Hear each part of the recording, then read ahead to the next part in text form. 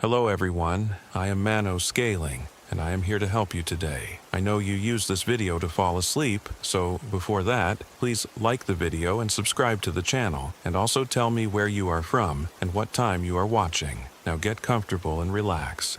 Story 1. I'm Sarah. I'm 34. The first night in Glacier National Park smelled like iron and rain that never came. We'd driven 12 hours straight from Portland to reach the remote backcountry camping area near Bowman Lake, our RV groaning up the winding mountain roads as Mark complained about the GPS signal cutting in and out. The ranger station had closed by the time we arrived, leaving us to navigate the unmarked dirt roads by headlight alone. When we finally found the isolated camping spot, nothing but a fire ring and a weathered picnic table surrounded by towering lodgepole pines, the metallic taste in the air made my mouth water strangely. "Smells like a storm coming," Mark said, stepping out of the driver's seat and stretching his back. At 37, he still moved like the college athlete he'd been, all confidence and easy grace. We'd been together 3 years, and this trip was supposed to be our chance to finally talk about the future. Marriage, kids, buying a house together. The conversation we'd been dancing around for months. Our friends Jake and Emma had followed us in their own RV, a newer model that made our 15-year-old Winnebago look like a relic. Jake was Mark's best friend since high school, one of those guys who never seemed to take anything seriously, always ready with a joke or a beer. Emma, his girlfriend of 8 months, was quieter, a nurse who worked night shifts and had that hollow-eyed look of someone who'd seen too much. She'd been excited about getting away from the city, away from the hospital. "Weather app says clear skies all week," Jake called out, already pulling camping chairs from his storage compartment. "You're being paranoid, man." But the smell lingered, sharp and metallic, like sucking on a penny or the moment before a nosebleed. I'd grown up in these mountains, spent summers at my grandmother's cabin near Whitefish, and I'd never smelled anything quite like it. The air felt heavy, pregnant with something that wasn't quite moisture. We set up camp as the sun disappeared behind the peaks, the temperature dropping fast the way it always did in the mountains. The silence felt absolute. No bird calls, no insect hum, not even the whisper of wind through the pines. Just our voices and the clink of beer bottles as we tried to shake off the long drive. "Jesus, it's quiet out here," Emma said, pulling her jacket tighter. She'd been subdued during the drive, claiming she was just tired from pulling a double shift before we left. But I'd noticed her checking her phone obsessively, even though we'd lost signal hours ago. "That's the point," Mark said, sliding his arm around my shoulders. "No deadlines, no traffic, no neighbors playing music at 3 a.m. Just us and the wilderness." Jake laughed, but it sounded forced. "And whatever's watching us from the trees." "Don't," Emma said sharply. "That's not funny." We built a fire as full darkness settled around us, the flames casting dancing shadows that seemed to move independently of the light. The wood crackled and hissed, occasionally spitting sparks that died before hitting the ground. But even with the fire, the cold seemed to seep into my bones, and that metallic smell grew stronger.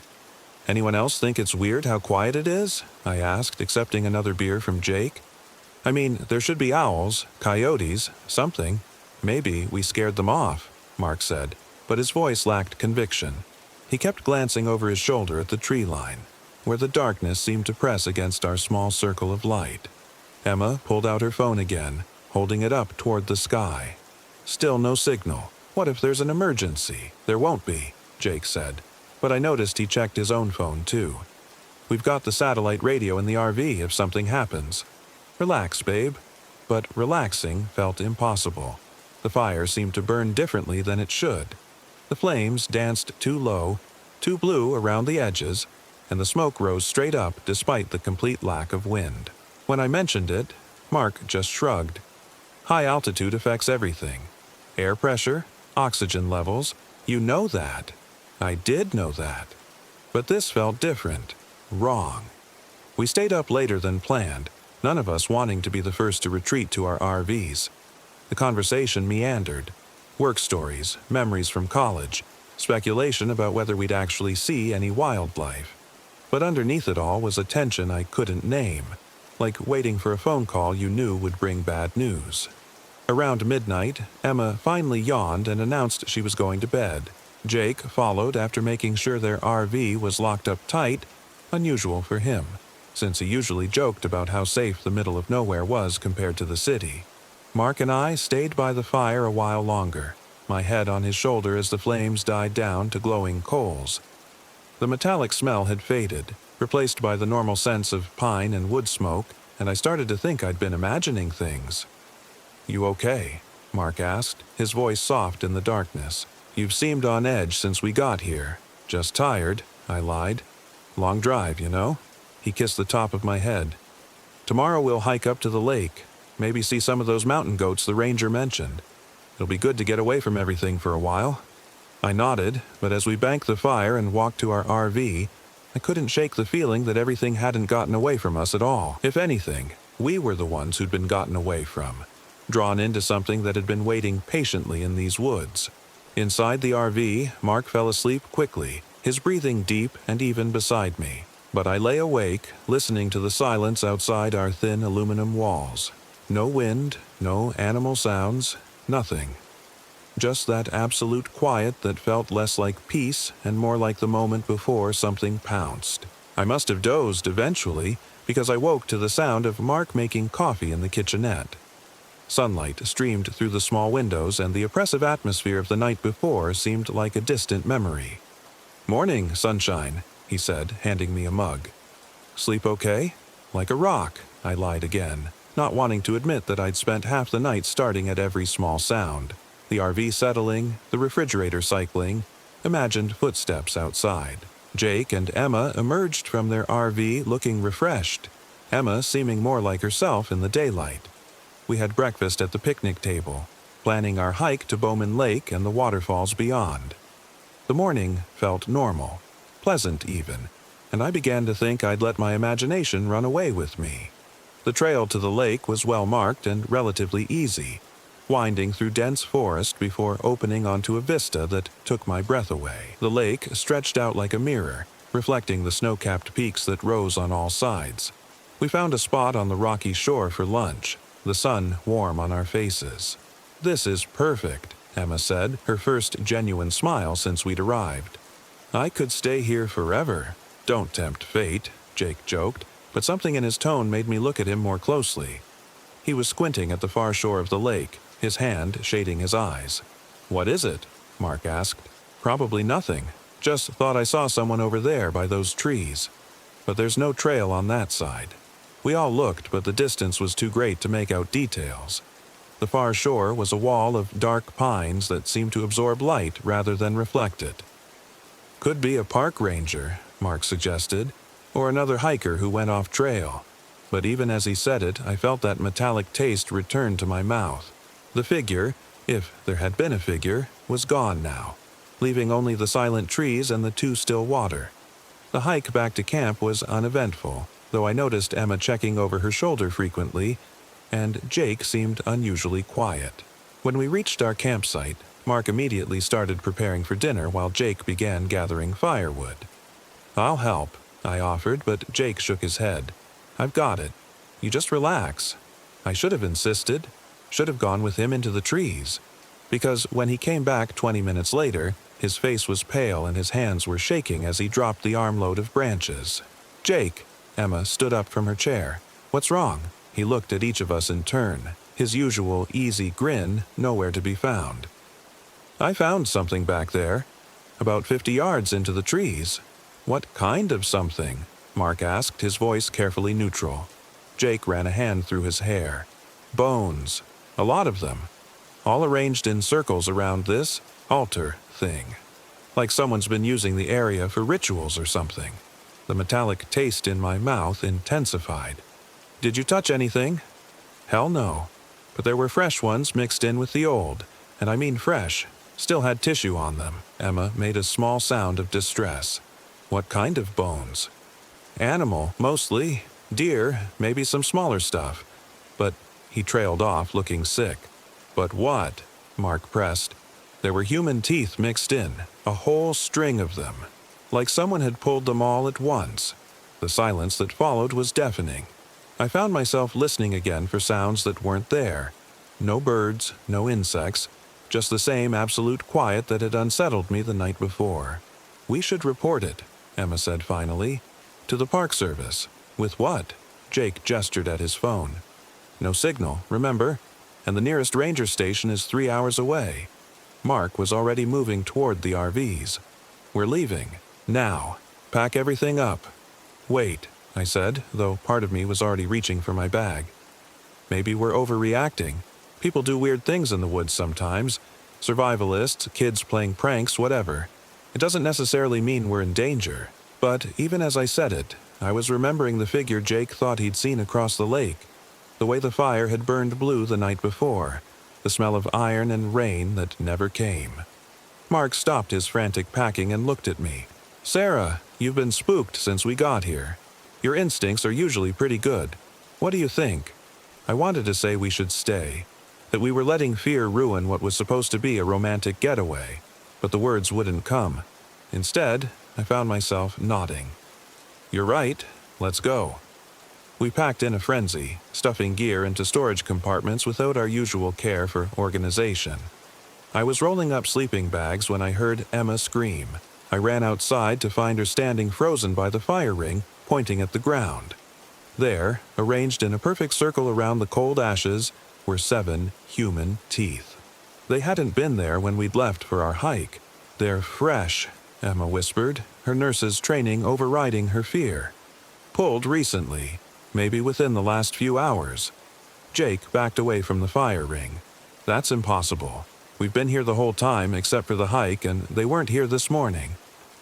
"Someone's watching us," Mark said, his voice grim. "Has been watching us. We need to get out of here now." We abandoned the rest of our unpacking and climbed into our respective RVs. Mark started our engine while Jake did the same with theirs, but when we tried to leave, Jake's RV wouldn't start. "The engine's turning over, but it's not catching," he called through his window. "Something's wrong." Mark left our RV running and went to help, popping Jake's hood to reveal a disconnected battery cable and several pulled spark plug wires. Someone had sabotaged the vehicle while we were hiking. "Can you fix it?" Emma asked, her voice high with panic. "Maybe," Mark said, but I could see the doubt in his face. "Jake, do you have tools?" While they worked on the engine, I found myself staring at the tree line, expecting to see faces peering out from between the trunks. The sun was starting to set again, and that metallic smell was returning, stronger than before. Emma climbed into our RV. "I can't watch," she said, wrapping her arms around herself. "This is like something out of a horror movie." I wanted to comfort her, but my attention was caught by movement in my peripheral vision. Just at the edge of the firelight, something had shifted between the trees. Not the natural movement of branches or shadows, but something deliberate. Watching. "Mark," I called softly. "How much longer?" 10 minutes, maybe 15. "Why?" I didn't answer, couldn't tear my gaze away from the trees. The movement had stopped, but I had the absolute certainty that whatever was out there was still watching us, waiting for something. The engine suddenly roared to life, making us all jump. Jake whooped in relief, but his celebration was cut short by the sound of our own engine dying. "What the hell?" Mark ran to our RV, turning the key. Nothing. Not even the sound of the starter trying to engage.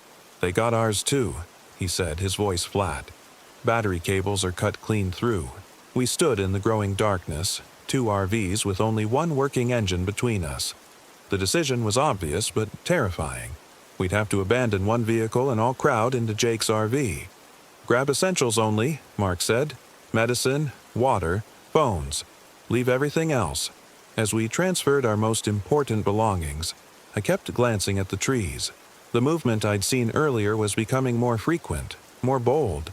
Shapes flitted between the trunks, never quite resolving into recognizable forms, but definitely there. "Do you see them?" I whispered to Emma as we loaded bags into Jake's RV. She followed my gaze and went rigid. Oh God, there are so many of them. Now that she'd confirmed it, I could see them more clearly. Pale figures moving through the darkness between the trees, circling our campsite at a distance of maybe 30 yards. They moved wrong, too fluid, like they weren't quite solid. "Mark," I called, fighting to keep my voice steady. We need to go. Now." He looked up from securing our bags and followed my pointing finger. I watched his face go pale as he spotted the figures. "Everyone in the RV," he said quietly. "No sudden movements." We climbed in as calmly as we could manage, though my hands were shaking so badly I could barely grip the door handle. Jake started the engine, and we pulled away from the campsite with the headlights cutting through the darkness. In the mirrors, I could see the pale figures emerging from the trees, moving into the circle of light where our camp had been. They seemed to be examining what we'd left behind, touching our abandoned belongings with movements that looked almost reverent. "Jesus Christ," Jake breathed, his knuckles white on the steering wheel. "What were those things?" "I don't know," Mark said, but his voice carried a note of recognition that made me look at him sharply. "You do know something," I said. "What is it?" He was quiet for a long moment, staring out at the forest rushing past our windows. "My grandmother used to tell stories about these mountains, things that lived in the deep woods, older than the trees. She called them the hungry ones." "Hungry for what?" Emma asked. "Dreams, memories, life force. She said they'd watch campers and hikers, study them, learn their patterns.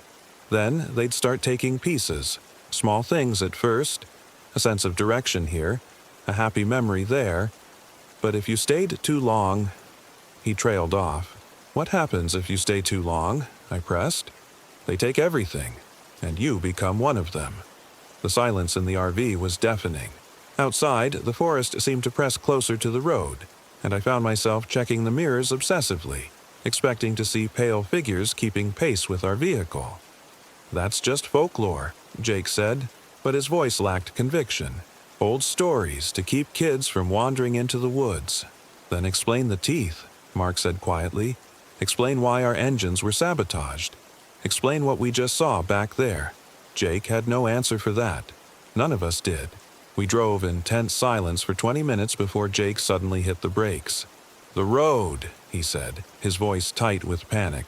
"It's gone." I looked ahead and felt my stomach drop. The dirt road we'd been following simply ended in a wall of pine trees, as if it had never existed at all. But that was impossible. We'd driven the same road just hours before. "Back up," Mark said. "We'll retrace our route." But when Jake put the RV in reverse and backed up 50 yards, the road behind us was gone too. We were sitting in a small clearing surrounded on all sides by forest, with no sign of how we'd gotten there. "This isn't possible," Emma whispered. "Roads don't just disappear." I was checking my phone for the 100th time when I noticed something that made my blood freeze. The display showed not just no signal, but no network at all. And the time was wrong. According to my phone, it was 3:06 a.m., but my watch showed 9:47 p.m. "What time do you guys have?" I asked. They all checked their devices. Jake's phone showed 11:23 p.m. Mark's watch read 2:15 a.m. Emma's phone claimed it was 7:38 p.m. "The stories," Mark said slowly. "My grandmother said time worked differently in their territory. Past and present all mixed together. That's when we heard it. The sound that would haunt my dreams for months afterward. A child's voice singing a lullaby from somewhere in the darkness outside. The melody was familiar, something I remembered from my own childhood, but the words were wrong. Twisted. Rock-a-bye, baby. In the treetop, when the wind blows, the cradle will rock. When the bough breaks, the baby will fall, and up from the ground they'll crawl, crawl, crawl. Lock the doors," Mark said urgently. "All of them." We scrambled to secure every entrance, but even with the doors locked and the windows sealed, the singing continued. It seemed to come from all around us, as if the forest itself was singing. Then Emma screamed. I spun around to see her pointing at the rear window, where a child's face was pressed against the glass. But this wasn't a normal child. Its skin was translucent, showing dark veins underneath, and its eyes were completely black. Its mouth moved in time with the lullaby, revealing teeth that were too sharp, too many. "Don't look at it," Mark said, grabbing my shoulders and turning me away.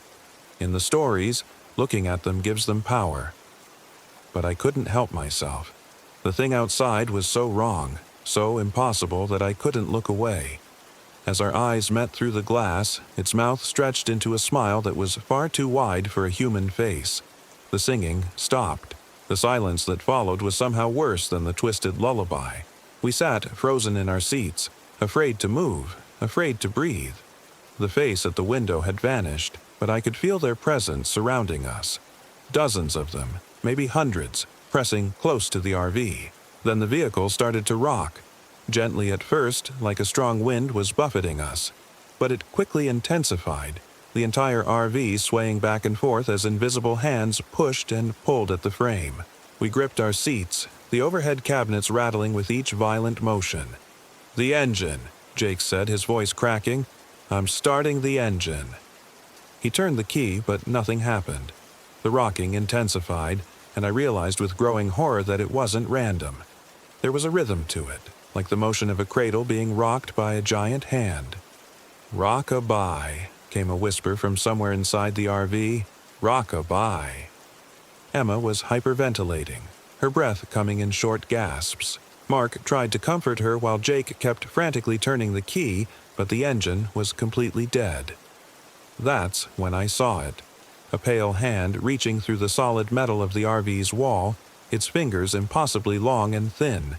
It grasped at the air near Emma's head, and I watched in horror as she suddenly went rigid, her eyes rolling back until only the whites showed. "Emma!" Jake lunged toward her, but Mark held him back. "Don't touch her," he said urgently. "They're inside her head now. Touching her might let them into yours too." Emma's head turned toward us with mechanical precision, and when she spoke, her voice was layered with others. Children's voices, old voices, voices that sounded like they were coming from underwater. "We've been waiting," she said, her mouth barely moving. "Waiting for so long.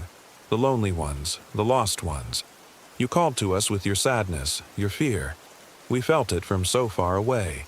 "Emma, fight it," Jake pleaded. "You're stronger than this." But the thing wearing Emma's face just smiled with that too wide expression I'd seen on the child outside. "She's ours now. Her dreams, her memories, her warmth. We'll keep them safe forever." The rocking stopped abruptly, and the silence returned. But it wasn't the oppressive quiet I'd noticed before. This was the silence of predators who had finally cornered their prey. "What do you want?" Mark asked, his voice barely a whisper. Emma's head tilted at an unnatural angle. "To feed. To grow. To remember what it felt like to be warm. You've brought us such beautiful memories. Love, hope, dreams of the future. We'll take good care of them." I felt something brush against my mind then.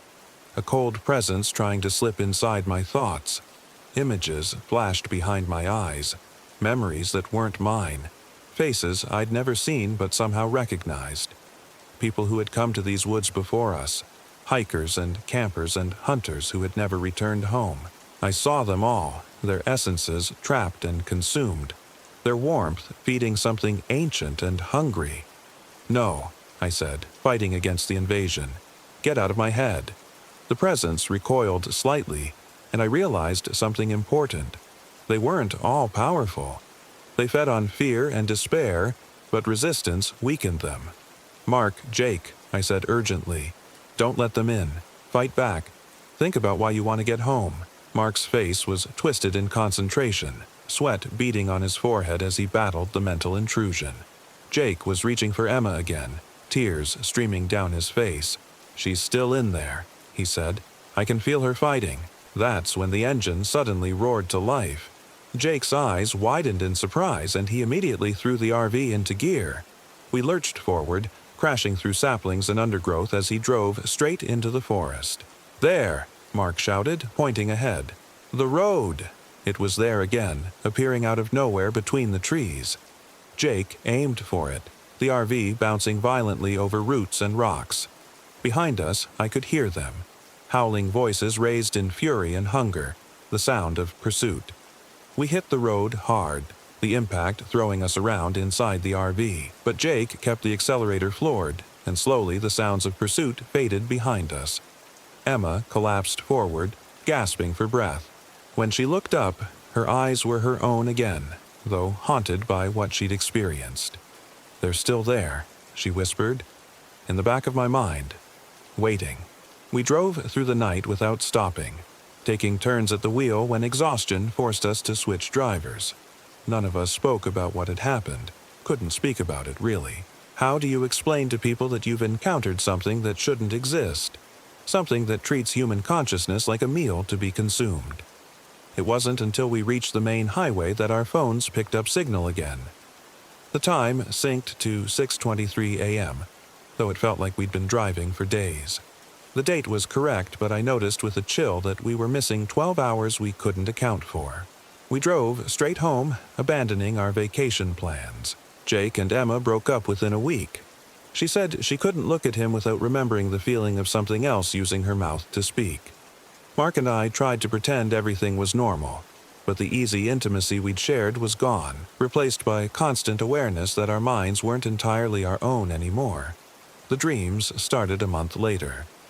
I dream of pale figures moving through dark forests, and when I wake, I can taste metal in my mouth. Sometimes I catch myself humming that twisted lullaby, the words changing themselves as they pass through my lips. In the mirror, my reflection sometimes blinks a half-second too late. Mark moved out 3 months ago. He said he couldn't stay because he was never sure which version of me he was talking to. The real Sarah, or something wearing her memories like a mask. I wanted to argue, but some nights I wasn't sure either. I quit my job last month, started driving instead, taking long trips into remote areas where the cell phone towers don't reach. I tell myself I'm looking for answers, trying to understand what happened to us in those woods. But deep down, I know the truth. I'm going back. Something in those mountains has a piece of me, and I have a piece of it. The dreams are getting stronger, more vivid. I see faces I recognize now. Jake, Mark, Emma, myself, standing among the pale figures between the trees. We look so peaceful there, so complete. The hunger is patient. It knows I'll return eventually, when the weight of pretending to be fully human becomes too much to bear. When the loneliness of existing between two worlds finally drives me back to the place where boundaries dissolve and time moves like honey. I've been packing the RV again. Just essentials this time, enough food and water for a one-way trip. The road back to Glacier National Park is clear in my mind, though I know it won't appear on any official map. Some paths only open for those who belong on them. Tonight's the night. I can feel them calling, their voices harmonizing with the echo in my mind. The lullaby is so beautiful when they all sing it together, so peaceful. Rock-a-bye Sarah, in the treetop. When the wind blows, your mind it will rock. When the bough breaks, your memories will fall, and we from the ground will catch them all. I'm almost home. Story 2. I'm Ethan Miles. I'm 34, and the first thing I noticed about the abandoned church we found deep in the Gifford-Pinchot National Forest wasn't the way its windows stared like dead eyes. It was how the shadows inside refused to move, even when our flashlights swept across them. We'd been driving the RV for 6 hours through Washington's thick pine corridors, following a logging road that the GPS insisted didn't exist. My wife, Sarah, sat in the passenger seat, her fingers drumming nervously against the door handle as she watched the trees press closer to our windows. Behind us, our friends Jake and Melissa played cards at the dinette, their laughter cutting through the engine's steady rumble. "Turn here," Sarah said, pointing to a barely visible dirt track that branched off the main road. "The coordinates say this leads to the dispersed camping area." I downshifted and turned the wheel, feeling the RV's weight shift as we bumped onto the rough trail. Pine branches scraped against our roof like fingernails on metal. The GPS screen flickered once, twice, then went black. "That's weird," I muttered, tapping the display. Nothing. "Cell service died about 10 miles back," Jake called from behind us. "Guess we're really roughing it now." Sarah laughed, but I caught the edge in her voice. She'd been excited about this trip for months. Our first real adventure since her miscarriage last spring. The therapist had suggested we needed time away from reminders, somewhere we could heal together. But now, watching her pale knuckles as she gripped the seat, I wondered if isolation was what either of us really needed. The trail wound deeper into the forest for another 20 minutes before opening into a clearing beside a black creek. Tall pines formed a perfect circle around the space, their tops disappearing into the gray October sky. It felt like stepping into a cathedral made of shadows and silence. "This is it," Sarah said, consulting the coordinates on her phone before the screen went dark. No signal, but the GPS coordinates match. We spent the next hour setting up camp. Jake and I extended the RV's awning while the women arranged chairs around a fire ring someone had built from local stones. The ring looked old, weathered and moss-covered, with strange symbols scratched into some of the rocks that might have been graffiti or might have been something else entirely. "Look at this," Melissa said, crouching beside one of the stones. She was a geology professor, always finding patterns in things the rest of us missed. "These markings, they're not random. They follow a pattern." I glanced over. The scratches formed interconnected spirals that seemed to draw the eye inward, making me slightly dizzy if I stared too long. "Probably just kids messing around," I said. "Maybe." She traced one of the symbols with her finger, then pulled her hand back quickly. "The stone's warm." "It's been in the sun all day," Jake said, but he moved away from the fire ring. By sunset, we had everything ready. The generator hummed quietly, powering the RV's lights and refrigerator. Sarah had prepared steaks for dinner, and Jake had brought a cooler full of beer. As darkness settled around us, the forest came alive with the usual night sounds: owls, rustling leaves, the distant splash of something crossing the creek. But there was something else, too. A quality to the silence between sounds that felt dense and waiting. When the wind moved through the pines, it carried a scent I couldn't identify, something metallic and sweet, like old pennies mixed with flowers. "Anyone else think it's quiet?" Melissa asked around 9 o'clock. We'd been sitting around the fire for an hour, and I realized she was right. The night sounds had gradually faded until all we could hear was the crackling of burning logs and the generator's steady drone. "Just means no predators around," Jake said, but he kept glancing toward the tree line. Sarah moved closer to me on the bench. "I keep feeling like something's watching us." "It's just the woods," I said, putting my arm around her. "City nerves." But I felt it too. That prickle between the shoulder blades that comes from being observed. Several times I'd caught movement in my peripheral vision, only to turn and see nothing but swaying branches. We went to bed around 11, the women taking the RV's bedroom while Jake and I set up sleeping bags on the convertible dinette. The generator would run until midnight, then automatically shut off to preserve fuel. We'd planned to rough it completely. No power, no lights, just us and the wilderness. I should have known better. I woke sometime after midnight to absolute silence. The generator had shut off as programmed, but something else was wrong. The normal forest sounds, insects, small animals, the wind in the trees, had vanished completely. Even our breathing seemed muffled, as if the air itself had thickened. Jake was snoring softly beside me, but his breathing sounded strange in the unnatural quiet. I lay still, listening, waiting for some normal sound to reassure me. Instead, I heard footsteps. Slow, deliberate steps circling our campsite. They moved with purpose, pausing occasionally before continuing. Human steps, but somehow wrong. Too measured, too patient. I held my breath and counted the intervals between each footfall, exactly 3 seconds apart, like a metronome. The steps completed one full circuit of our camp, then stopped directly outside the RV's door. I waited, muscles tense, for a knock or a voice calling out. Instead, I heard the door handle turn. The RV's door was locked. I checked it twice before bed, but the handle turned anyway, metal clicking softly as someone tested it. Once, twice, 3 times. Then the footsteps resumed, moving toward the back of the RV where the bedroom window was. I slipped out of my sleeping bag and crept to the front window, moving the curtain aside just enough to peer out. The fire had burned down to glowing embers, casting barely enough light to see the nearest trees. But in that faint orange glow, I saw them. Shapes moving between the pines. Not quite human, but walking upright. They moved with that same measured pace I'd heard, 3 or 4 of them circling our camp at different distances. When one passed through a patch of firelight, I caught a glimpse of pale skin and long, dark hair. But something about the proportions was wrong. The limbs too long, the movements too fluid. One of them stopped and turned toward the RV.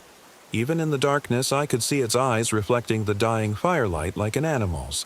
But when it smiled, the teeth were human. I jerked the curtain closed and pressed my back against the wall, heart hammering.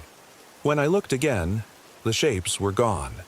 The footsteps continued for another hour, sometimes close, sometimes distant. I never heard voices, never heard breathing, just those patient measured steps and the occasional testing of our door handle. By the time they finally stopped, false dawn was beginning to lighten the eastern sky. I didn't tell the others about the visitors when they woke up. Sarah was already on edge, and Jake would have dismissed it as dreams or imagination. But when we stepped outside to assess our campsite, I found confirmation. Footprints circled the RV in a perfect spiral, starting 20 feet out and drawing gradually closer until they reached our door. They were human prints, but elongated and narrow, as if made by someone with impossibly long feet. The toe impressions showed what looked like claws.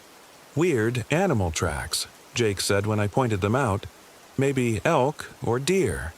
But Melissa crouched down for a closer look. "These aren't animal tracks," she said quietly. "Look at the heel strike, the arch definition.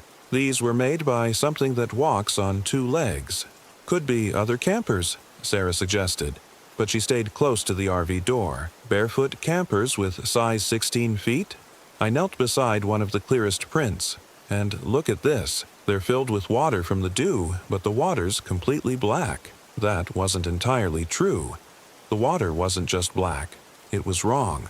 It didn't reflect light properly, and when I moved my hand over it, the water remained perfectly still, as if it had the consistency of oil. "Let's just pack up and leave," Sarah said. "This place gives me the creeps." But Jake shook his head. "We drove 6 hours to get here, and we booked this spot for 3 nights. I'm not letting some practical joker run us off." "What if it's not a practical joker?" Melissa asked. "Then what is it?" Jake's voice carried the forced confidence of someone trying to convince himself. "Bigfoot? Aliens? Come on." I wanted to agree with Sarah, but I'd been the one pushing for this trip. After months of watching my wife struggle with grief and depression, seeing her excited about something had felt like a miracle. I couldn't be the one to ruin it now. "We'll stay," I decided. "But tonight we keep the generator running all night, and we take shifts keeping watch." Sarah looked betrayed, but she nodded. We spent the day hiking and trying to enjoy ourselves, but the forest felt different in daylight. The trees seemed to lean inward, blocking more sunlight than they should. Birds flew overhead but never landed or sang. Even the creek ran silent. I could see the water moving, but it made no sound as it flowed over the rocks. Around noon, we discovered the church. We'd been following what looked like an old deer trail when it opened into another clearing about a mile from our campsite. The building sat in the center like a monument to abandonment. A small wooden structure with a peaked roof and a bell tower that tilted drunkenly to one side. Boards covered the windows, and the front door hung open on rusted hinges. "Must be from the logging days," Jake said. "These old company towns usually had a church, but as we approached, details emerged that made me uneasy. The building was old, yes, but not historical old. The wood was weathered gray, but the nails were modern. The architectural style was wrong for a logging camp. Too ornate, with decorative elements that served no practical purpose. "Look at the bell tower," Melissa said. "The wood grain doesn't match the rest of the building. It's like someone added it later." Sarah had stopped at the edge of the clearing. "I don't want to go in there." "It's just an old building," Jake said, but he stayed beside her. I walked closer, drawn by the same curiosity that had made me agree to this trip in the first place. The front steps were solid despite their appearance, and the doorframe was straight and true. Someone had maintained this building even if they'd tried to make it look abandoned. "The door's been opened recently," I called back. "No rust on the hinges, and look." I pointed to the ground. Fresh footprints in the dirt. The same elongated prints we'd found around our campsite, but these led directly to the church's entrance. "Don't go in," Sarah said. "Please, Ethan, something's wrong here." But I was already stepping through the doorway, flashlight in hand. The beam revealed an interior that defied logic. The sanctuary was much larger than the exterior suggested, with high vaulted ceilings that disappeared into darkness above. Wooden pews faced an altar carved from black stone, and the walls were covered with symbols similar to the ones we'd found on the fire ring. But it was the shadows that stopped me cold. Normal shadows shift and dance when light moves across them. These shadows remained perfectly still, as if they were painted on the walls. When I swept my flashlight beam from left to right, the shadows didn't change angle or intensity. They simply existed, immune to illumination. "Guys," I called, my voice echoing strangely in the space. "You need to see this." The others reluctantly joined me, clustering near the entrance. Jake whistled low when he saw the sanctuary's impossible size. "That's not physically possible," he said.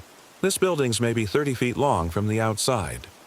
Melissa walked toward the altar, her geologist's mind trying to process what she was seeing. "The stone's not local," she said. "This is obsidian, volcanic glass. There are no volcanoes within 500 miles of here." Sarah remained frozen in the doorway. "The shadows," she whispered. "Why don't they move?" That's when we heard the singing. It started as a low hum, so quiet we almost missed it. But gradually it grew louder, resolving into voices. A choir singing in harmony. The melody was beautiful and haunting, rising and falling in complex patterns that seemed to bypass the ears and resonate directly in our bones. But there was no one else in the church. "Where's it coming from?" Jake spun in a circle, trying to locate the source. The singing seemed to emanate from the walls themselves, or maybe from the strange shadows that refused to move. As it grew louder, I realized the language wasn't English, wasn't any language I recognized. The syllables flowed together like water, beautiful and alien. Sarah turned and ran. I found her outside, pressed against a pine tree with her hands over her ears. Tears streamed down her face and her whole body shook. "It's the song," she sobbed. "From my dreams. The song I've been hearing since—" She couldn't finish the sentence. Since the miscarriage. She'd mentioned strange dreams in the weeks after we lost the baby, but I'd assumed they were part of the grief process. Now, hearing the ethereal melody drifting from the abandoned church, I wondered if they'd been something else entirely. "We're leaving," I said. "Right now." Jake and Melissa emerged from the church looking shaken. The singing had stopped as abruptly as it began, leaving only the oppressive silence of the forest. We hiked back to camp in record time, packed our gear with military efficiency, and had the RV ready to roll within an hour. But when I turned the key, nothing happened. "Come on," I muttered, trying again. The engine didn't even turn over. I popped the hood and immediately saw the problem. Every wire had been cut. Not damaged or worn, but precisely severed with something sharp. The battery cables, the alternator connections, even the spark plug wires. Someone had systematically disabled our vehicle. "We're not leaving," Jake said when I showed him the damage. "Someone wants us to stay." "Who?" Sarah's voice cracked. "We haven't seen another person since we left the main road." "The hikers," Melissa said. "The ones who made the footprints." But even as she said it, we all knew it wasn't true. Whatever had circled our camp the night before, whatever lived in that impossible church, wasn't human. Sunset approached with terrifying speed. The shadows between the trees deepened to absolute black, and the temperature dropped 20 degrees in as many minutes. We built up the fire and gathered our gear close to the RV, creating a defensive circle against the coming darkness. "Maybe we should try hiking out," Jake suggested. "Follow the road back to the highway." 20 miles through the forest at night? I shook my head. In the dark, we'd be completely vulnerable, as opposed to being sitting ducks here. At least here we have shelter and light. But I was starting to doubt the RV would protect us from whatever was coming. As full darkness fell, the forest transformed. The spaces between the trees became doorways to absolute void, and the silence pressed against us like a living thing. The singing started again around 9 o'clock. This time it came from all directions, as if the entire forest had joined the choir. The same ethereal harmonies we'd heard in the church, but louder now, more insistent. Sarah covered her ears and rocked back and forth, humming tunelessly to block out the sound. "It's calling us," she said. "Can't you feel it? It wants us to come. I could feel it." A tugging sensation in my chest, as if something had hooked into my ribs and was gently pulling me toward the trees. The melody was hypnotic, beautiful in a way that made my eyes water.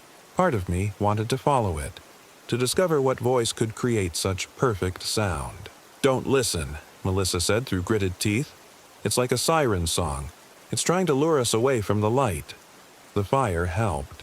Focusing on the flames seemed to break the music's hold, giving us brief moments of clarity. But the song continued for hours, weaving through our defenses, finding cracks in our resolve. Around midnight, Jake stood up. "I need to see," he said dreamily. "Need to find the source." I grabbed his arm. "Sit down." "But the music, it's so beautiful. Don't you want to see who's making it?" His eyes had a glassy, unfocused look, and his movements were sluggish, like someone walking in their sleep. I shook him hard, and the clarity returned for a moment. "The music's not real," I said. "It's trying to separate us." But even as I spoke, I felt the pull myself. The harmonies painted pictures in my mind. Visions of a place beyond the trees where the source of all beauty waited. A cathedral of living sound where pain and loss were forgotten. Where Sarah and I could finally heal from the wounds we carried. The fire began to die. I'd been so focused on resisting the music that I'd forgotten to tend the flames. As the light faded, the darkness pressed closer and shapes began to move between the trees. Tall, pale figures walking with that same measured pace. But there were more of them now, dozens circling our camp at different distances. "Feed the fire," I said, grabbing armloads of wood. But when I threw them on the embers, they wouldn't catch. The wood was bone dry, perfect for burning, but the flames simply wouldn't take hold. Sarah screamed. One of the figures had stepped to the very edge of our firelight. In the dying glow, I could see it clearly for the first time. It had been human once. A woman with long dark hair and pale skin, but something had changed her, stretched her into a parody of human form. Her limbs were too long, her fingers extended into claws, and her smile revealed rows of needle-sharp teeth. But it was her eyes that froze my blood. They were filled with an ancient hunger, a patience that could wait centuries for the right moment to feed. "She's beautiful," Jake whispered, taking a step toward the creature. The thing that had been a woman tilted its head and smiled wider, opening its mouth to release a single, pure note that harmonized perfectly with the choir surrounding us. Jake took another step, then another. I tackled him before he could leave the circle of fading light. "Fight it," I gasped, pinning him to the ground. "It's not real. The beauty, the music, it's a trap." The creatures began to sing louder, their voices rising in urgent harmony. More of them stepped to the edge of our camp, surrounding us completely. Men, women, even children, all stretched and changed into something predatory and wrong. Their song was overwhelming now, drowning out thought and reason. Sarah stood up, tears streaming down her face. "I hear her," she said. "Our baby. She's out there, calling for me." "Sarah, no." I reached for her, but she was already walking toward the trees. She's not. But Sarah was already gone, swallowed by the darkness between the pines. Her voice joined the chorus, adding a familiar harmony that made my heart break. The creatures followed her into the forest, their song growing distant as they moved away from our camp. Within minutes, the clearing was silent again, empty except for Jake, Melissa, and me, huddled around the dying embers of our fire. "We have to go after her," I said, but my voice sounded hollow even to my own ears. "With what light?" Melissa asked. "They took her into the darkness. Following would just get us killed too." I knew she was right, but the knowledge felt like swallowing glass. Sarah was out there somewhere, lost in a forest full of things that wore human faces but hungered for human flesh. And I'd let her walk into that darkness because I was too weak to hold her back. We spent the rest of the night feeding twigs to the dying fire and watching the tree line for movement. The creatures didn't return, but we could hear their singing in the distance. A constant reminder that Sarah was with them now, somewhere in the dark. Dawn came gray and cold. Fog rolled in from the creek, thick enough to cut with a knife. In the pale morning light, our situation looked even more hopeless. The RV was still disabled. We had no way to call for help, and Sarah was gone. "We need to try hiking out," Melissa said. "Follow the road back to civilization." I nodded, but my heart wasn't in it. Part of me wanted to walk into the forest, to follow the fading echoes of the creature's song until I found Sarah, or until they found me. We packed what supplies we could carry and started down the logging road. The fog made visibility almost zero, and the silence was complete. No birds, no insects, no wind. Just our footsteps on gravel and the sound of our breathing. We'd been walking for maybe an hour when Jake stopped. "Do you hear that?" he asked. I listened. At first there was nothing. Then gradually I became aware of a sound behind us. Footsteps matching our pace exactly. When we walked, they walked. When we stopped, they stopped. "Someone's following us," Melissa whispered. I turned around, but the fog was too thick to see more than a few feet. "Hello?" I called. "Sarah, is that you?" The footsteps stopped. Then, from somewhere in the white void behind us, I heard Sarah's voice. "Ethan, where are you? I can't see anything in this fog." Relief flooded through me. "Keep talking," I called. "We'll come to you." But Melissa grabbed my arm. "That's not her," she said urgently. "Listen to the voice." I listened more carefully. The words were Sarah's, and the tone was right. But something was off about the rhythm. The inflection. It was like hearing a recording played at slightly the wrong speed. "Ethan, please," the voice called again. "I'm hurt. I need help." "It's mimicking her," Jake said. "Like a mockingbird, but worse. Much worse. Because somewhere out there in the fog, something was wearing my wife's voice like a mask, trying to lure us back into the trees. We ran. The gravel road stretched endlessly ahead, swallowed by fog after just a few yards. Behind us, the thing that sounded like Sarah continued calling, sometimes pleading, sometimes crying. At one point, it switched to my voice, calling for Sarah in perfect imitation of my tone and accent. "It's learning," Melissa panted as we jogged through the white void. "Every word we speak, it's adding to its repertoire." The fog began to thin as we reached higher ground. Gradually, the world became visible again, pine trees emerging from the white like sleeping giants. And ahead, finally, I could see where the logging road met the main highway. We'd made it. But when we reached the junction, something was wrong. The highway was empty, not just of traffic, but of any sign that vehicles had ever used it. The asphalt was cracked and overgrown with weeds, and the yellow lines had faded to almost nothing. "This isn't right," I said. "This road was in perfect condition yesterday." Jake knelt and examined the pavement. "This looks like it's been abandoned for decades." We followed the highway for miles in both directions, but found nothing. No cars, no buildings, no signs of civilization. It was as if the outside world had simply ceased to exist while we were in the forest.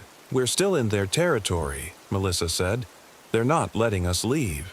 As if summoned by her words, the fog began to roll in again, but this time, shapes moved within it. Tall figures walking with measured steps, singing in harmony. The same creatures that had taken Sarah, but more of them now. Dozens, maybe hundreds. And at their center, I saw her. Sarah walked among them, but she'd been changed like the others. Her limbs were elongated, her fingers ending in claws, her smile revealing those same needle teeth. But when she saw me, her face lit up with genuine joy. "Ethan," she called, her voice perfectly normal despite her transformed appearance. "I've been looking for you everywhere." She approached with arms outstretched, and every instinct screamed at me to run. But she was still Sarah, still my wife. Despite what they'd done to her, how could I abandon her again? "It doesn't hurt," she said, noticing my horrified expression. "The change. It's actually beautiful. Like becoming music itself." Behind her, the creatures continued their ethereal song. Up close, I could see that they'd all been human once. Men, women, children, elderly, an entire community transformed into something else. Their eyes held the same ancient hunger, but also a terrible contentment, as if they'd found exactly what they'd been searching for. "Join us," Sarah said, reaching for my hand. "We can be together again. No more pain, no more loss, just the music, forever." I wanted to take her hand. The song filled my head with visions of peace and belonging, of a place where grief couldn't touch us. But Melissa grabbed my shoulder. "Look at their eyes," she whispered. "Really look." I forced myself to focus, to see past the beautiful facade. In the depths of Sarah's transformed gaze, I saw the truth. The thing wearing my wife's face was hungry, desperately, endlessly hungry. It wanted to consume me, to add my voice to its choir of the damned.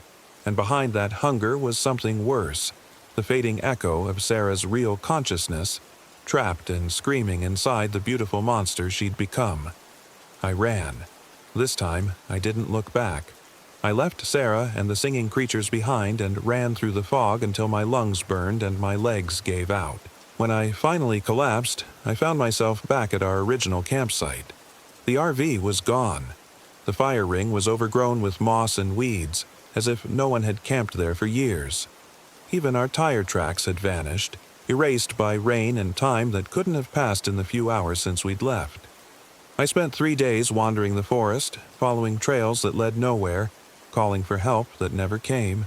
The creatures didn't return, but I could hear their singing in the distance, always just far enough away to be haunting rather than hypnotic. On the 4th day, a search and rescue team found me stumbling along a highway 20 miles from where I thought I was. They said I'd been reported missing by the RV rental company when we failed to return the vehicle. According to their records, Jake, Melissa, Sarah, and I had never reached our planned campsite. The RV had been found abandoned on the side of the logging road, its engine compartment filled with animal nests. They said I'd been alone in the forest for over a week. I tried to tell them about the others, about the creatures and the church and the singing. But my story kept changing, details shifting like fog every time I tried to pin them down. The search teams found no trace of Jake, Melissa, or Sarah. No footprints, no abandoned gear, no signs of struggle. According to everyone else, they'd never existed. The doctors said I'd suffered a complete psychological breakdown following the stress of my wife's miscarriage. They showed me rental agreements and trip planning documents that listed only my name. They played voicemails from concerned family members asking where I was, speaking of Sarah in the past tense, as if she'd been dead for months. I spent 2 weeks in psychiatric observation before they released me into the care of my sister. The official diagnosis was acute stress reaction with dissociative features, my mind's way of coping with trauma by creating elaborate fantasy companions and scenarios. But late at night, when the world is quiet and still, I can hear them singing.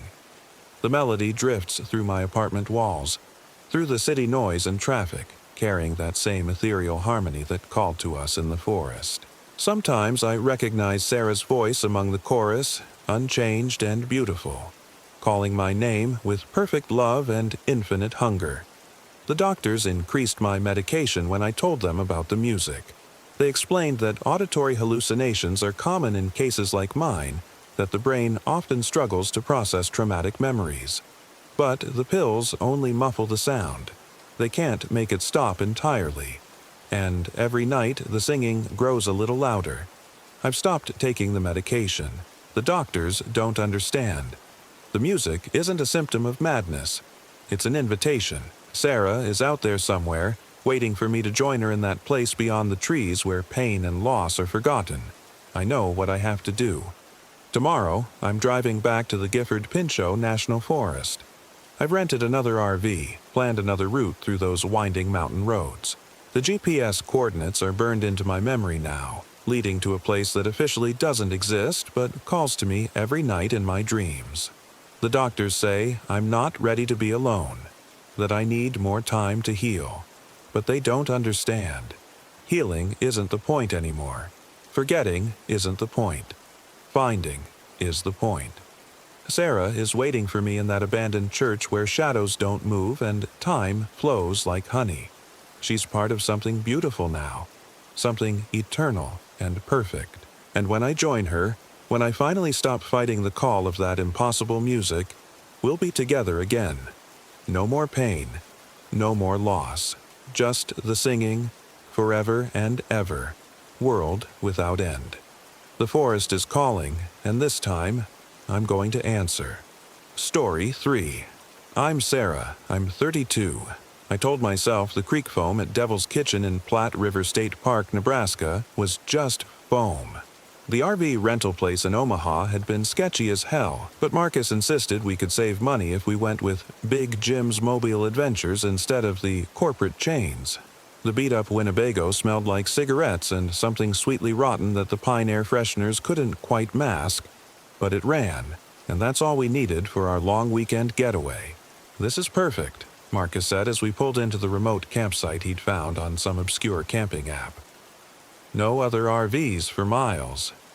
I stared out at the dense cottonwoods and oak trees that surrounded us like walls. Devil's Kitchen was supposed to be a small recreation area along the Platte River, but this spot felt forgotten, tucked away down a dirt road that barely qualified as one lane. The nearest bathroom facilities were 3 miles back, and cell service had died somewhere around the last cattle guard. Are you sure this is even a real campsite?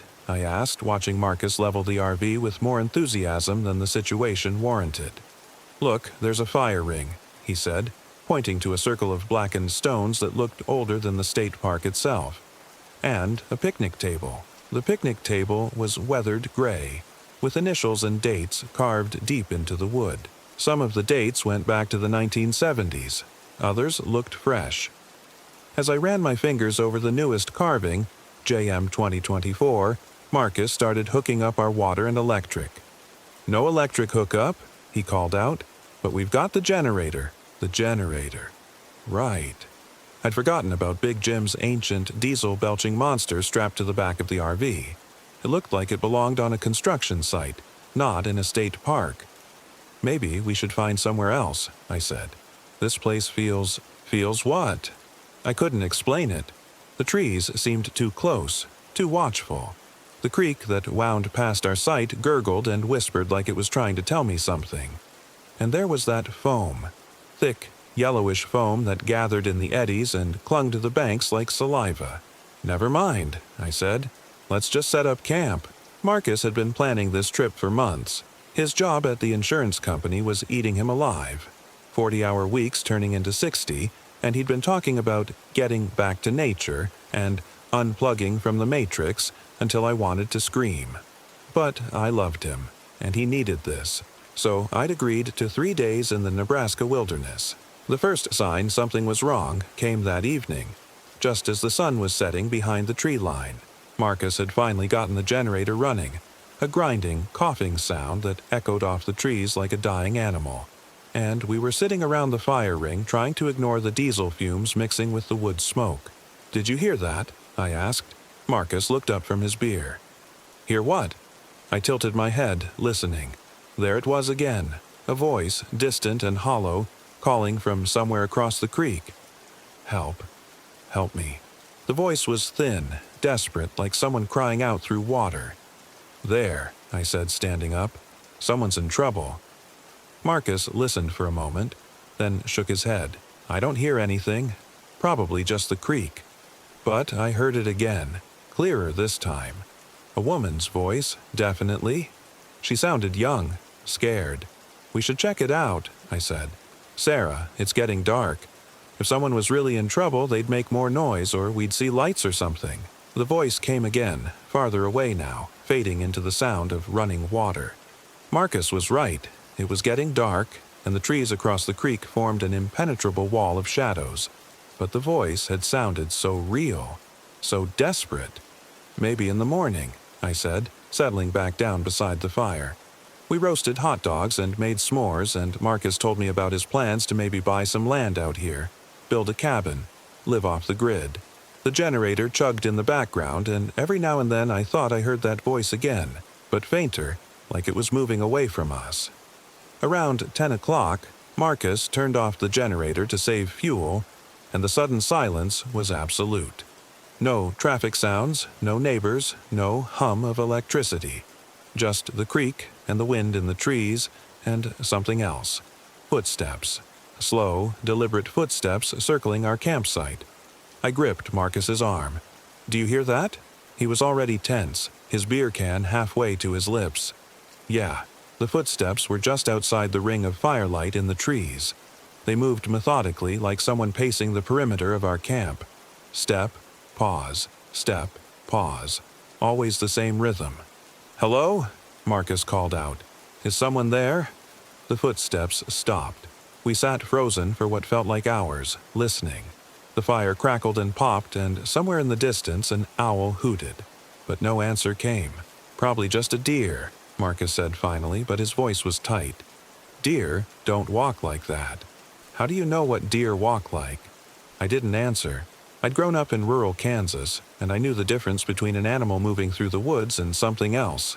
Those footsteps had been measured, purposeful, human. We went to bed early, locking the RV's flimsy door and pulling the curtains closed.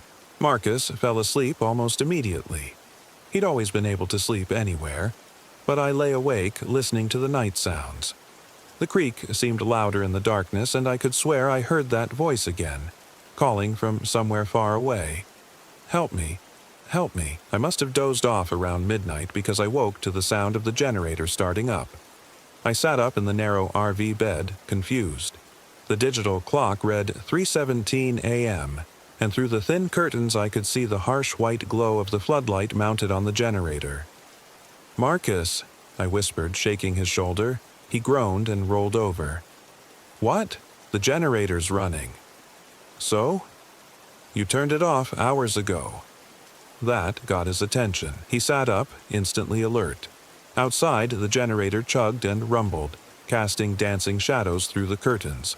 "Maybe it has an automatic timer," he said, but he didn't sound convinced. Generators don't have automatic timers. We both knew it was impossible. The generator had a simple on-off switch and a pull cord. There was no way it could start itself.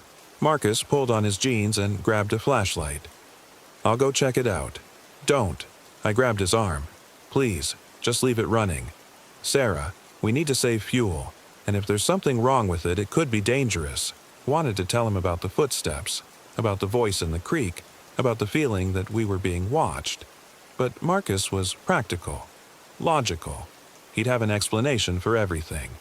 "Just be careful." He kissed my forehead and unlatched the door. The generator was only 20 feet away, but in the harsh glare of its floodlight, the surrounding darkness seemed absolute. Marcus walked over to it, his flashlight beam bobbing in the night. The generator shut off. Just like that. One moment it was running. The next, it was silent. Marcus stood there for a moment, illuminated only by his flashlight. Then he called back. "Probably just overheated. It's an old piece of junk." But as he walked back to the RV, I saw something that made my blood freeze. In the dirt around the generator, clearly visible in his flashlight beam, were footprints. Lots of them. Small, bare footprints that circled the generator like a dance. Marcus saw them too. He stopped, played his light over the ground, then quickly walked back to the RV and locked the door behind him. "Kids," he said, but his voice was shaky.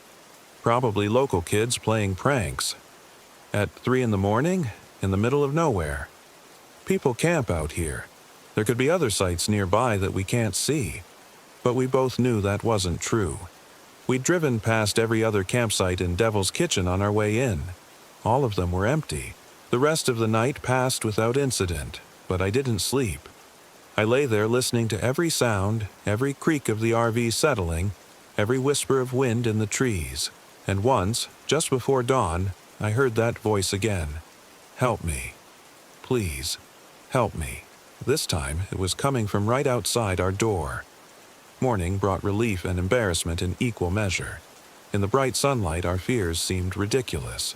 The footprints around the generator were still there, but they could have been anything.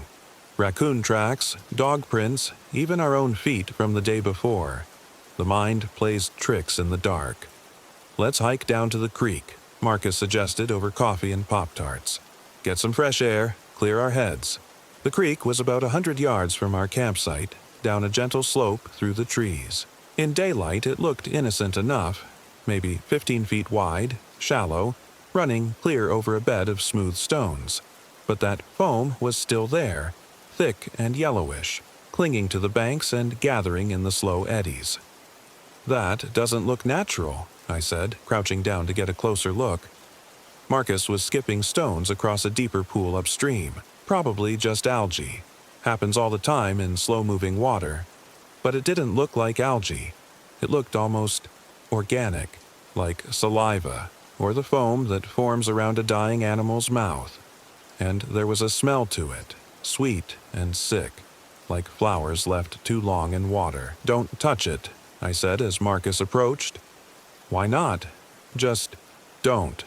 He laughed and splashed his hand in the creek, sending ripples across the surface. The foam swirled and eddied around his fingers, and for a moment I thought I saw something move beneath it. Something pale and writhing. "Marcus, get away from there." "Sarah, you're being paranoid." But even as he said it, he pulled his hand back, because he'd seen it too, that pale, squirming movement under the foam. "Let's go back to camp," I said. We spent the rest of the morning cleaning the RV and planning our next day's activities. Marcus wanted to explore some of the hiking trails deeper in the park. I wanted to pack up and go home. But it was his trip, his chance to decompress, so I agreed to stay another night. That afternoon, while Marcus napped in the RV, I walked back to the creek. I don't know why. Morbid curiosity, maybe. Or the hope that in daylight, with time to really look, I could convince myself that what I'd seen was nothing. The foam was thicker now, gathered in ropey strands that stretched across the water like a web, and underneath it, just barely visible, were shapes. Small, pale shapes that moved with the current but somehow stayed in place. I found a stick and poked at the foam. It parted reluctantly, like thick saliva, and what I saw underneath made me stumble backwards. Faces. Tiny, perfect human faces, no bigger than my thumb. Eyes closed, mouths slightly open, floating just beneath the surface. There were dozens of them, maybe hundreds, caught in the foam like insects in amber. I ran back to the RV, my heart hammering. "We have to leave," I told Marcus. "Right now." He was sitting at the dinette, reading a paperback thriller. "What's wrong?" "There's something in the creek, something horrible." I tried to explain what I'd seen, but even as I spoke I could hear how crazy it sounded. Faces in the foam. Marcus listened patiently, then set down his book and took my hands. "You're stressed," he said. "This whole trip has been weird, I get it. But there's a logical explanation for everything. Then come look for yourself." "Okay, let's go look." We walked back to the creek together, but when we got there, the foam was gone. The water ran clear and clean with no trace of the yellowish scum I'd seen just minutes before. "See?" Marcus said gently. "Just algae." The current carried it downstream. I stared at the clear water, feeling like I was losing my mind. The faces had been there. I'd seen them, pale and perfect and wrong. "Maybe you're right," I said, but I didn't believe it. That evening, we had an early dinner and played cards by lantern light. Marcus was trying to keep things normal, cheerful, but I could tell he was worried about me. He kept giving me those sidelong looks, the kind you give someone who might be having a breakdown. Around sunset, we heard voices. Not the single, desperate voice I'd been hearing, but multiple voices, talking and laughing. They seemed to be coming from across the creek, from the dense woods on the far side. "See?" Marcus said, relief evident in his voice. "Other campers. That explains everything." But as we listened, the voices became clearer, and what we heard didn't make sense. It was the same conversation, repeated over and over. A man asking, "Did you bring the marshmallows?" A woman answering, "They're in the blue bag." A child laughing and saying, "Look at the fish." The same words, the same intonations, like a recording stuck on repeat. "That's weird," Marcus said, his smile fading. The voices continued for about 10 minutes, then stopped abruptly. The sudden silence was oppressive, broken only by the creek and the generator's steady rumble. "Should we go say hello?" I asked, knowing he'd say no. "It's getting dark. Maybe tomorrow." But we both knew we wouldn't. Whatever was across that creek, it wasn't campers. We went to bed early again, and again I lay awake listening. Around midnight, the voices started again. The same conversation, word for word, and underneath it, barely audible, that desperate woman's voice calling for help. This time, Marcus heard it too. "What the hell is that?" he whispered. "I don't know." We lay there in the dark, listening to the impossible chorus, the repeated family conversation, the crying woman, and now something else, a child singing. The same verse over and over in a sweet, clear voice. "Ring around the rosy, pocket full of posies, ashes, ashes, we all fall down." The singing was coming from right outside our RV. Marcus grabbed his flashlight and crept to the window. He pulled back the curtain just enough to peek out, then immediately let it fall. "What?" I whispered. "There's a little girl out there." "What?" "A little girl, maybe 7 or 8, just standing by the fire ring, singing." I pushed past him to look. There she was, illuminated by our exterior light. A small girl in a white nightgown, her long hair hanging loose around her shoulders. She was facing away from us, toward the creek, singing that nursery rhyme in a voice like silver bells. "We have to help her," I said. "She's just a child." But Marcus grabbed my arm.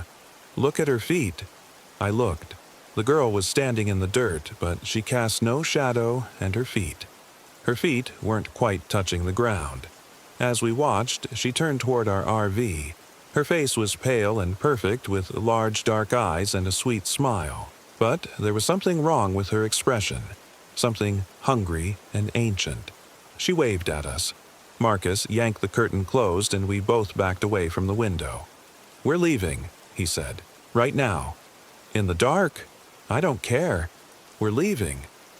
But when Marcus tried to start the RV, nothing happened. The engine turned over but wouldn't catch.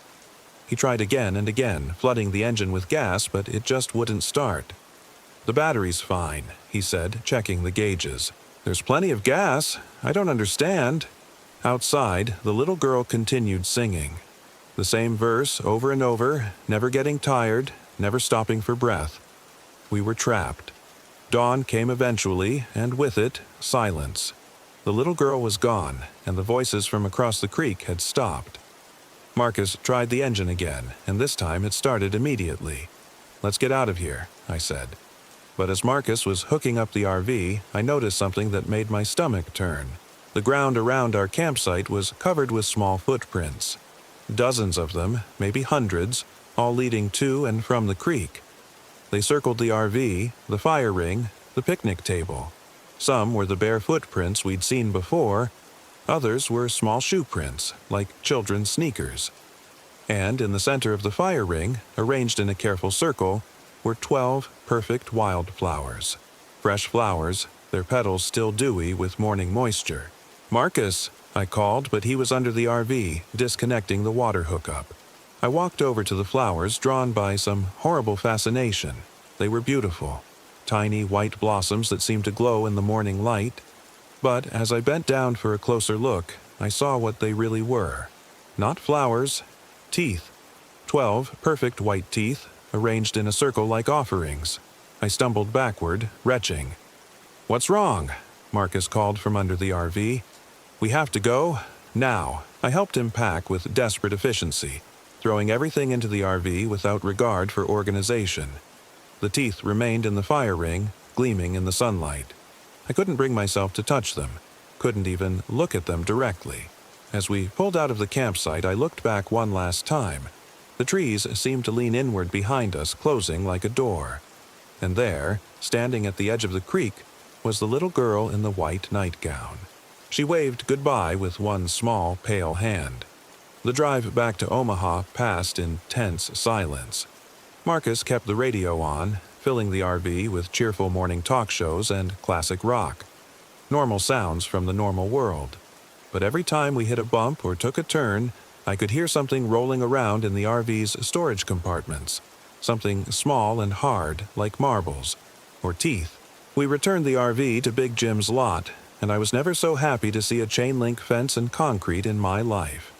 Jim himself came out to inspect the vehicle, a grizzled man in coveralls who looked like he'd been born in a garage. "How was Devil's Kitchen?" he asked, running his hands along the RV's exterior. "You know about Devil's Kitchen?" Marcus asked. Sure. Folks rent my rigs to go out there all the time. Jim's eyes were pale and watery, like creek water. Most come back real quiet. Some don't come back at all. What do you mean? Oh, they return the rig eventually. Always do. But they're different. Changed. He smiled, showing yellowed teeth. Devil's Kitchen has a way of marking people. I felt sick. Why do you let people go there? It's a free country, ain't it? Folks want to camp out there. That's their business. He finished his inspection and handed Marcus a clipboard. Everything looks good. Though I notice you left some things behind. What things? In the storage compartment.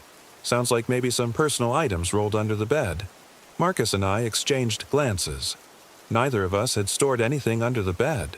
We'll get them, Marcus said. But I was already walking toward our car. Whatever was in that RV, I didn't want to see it.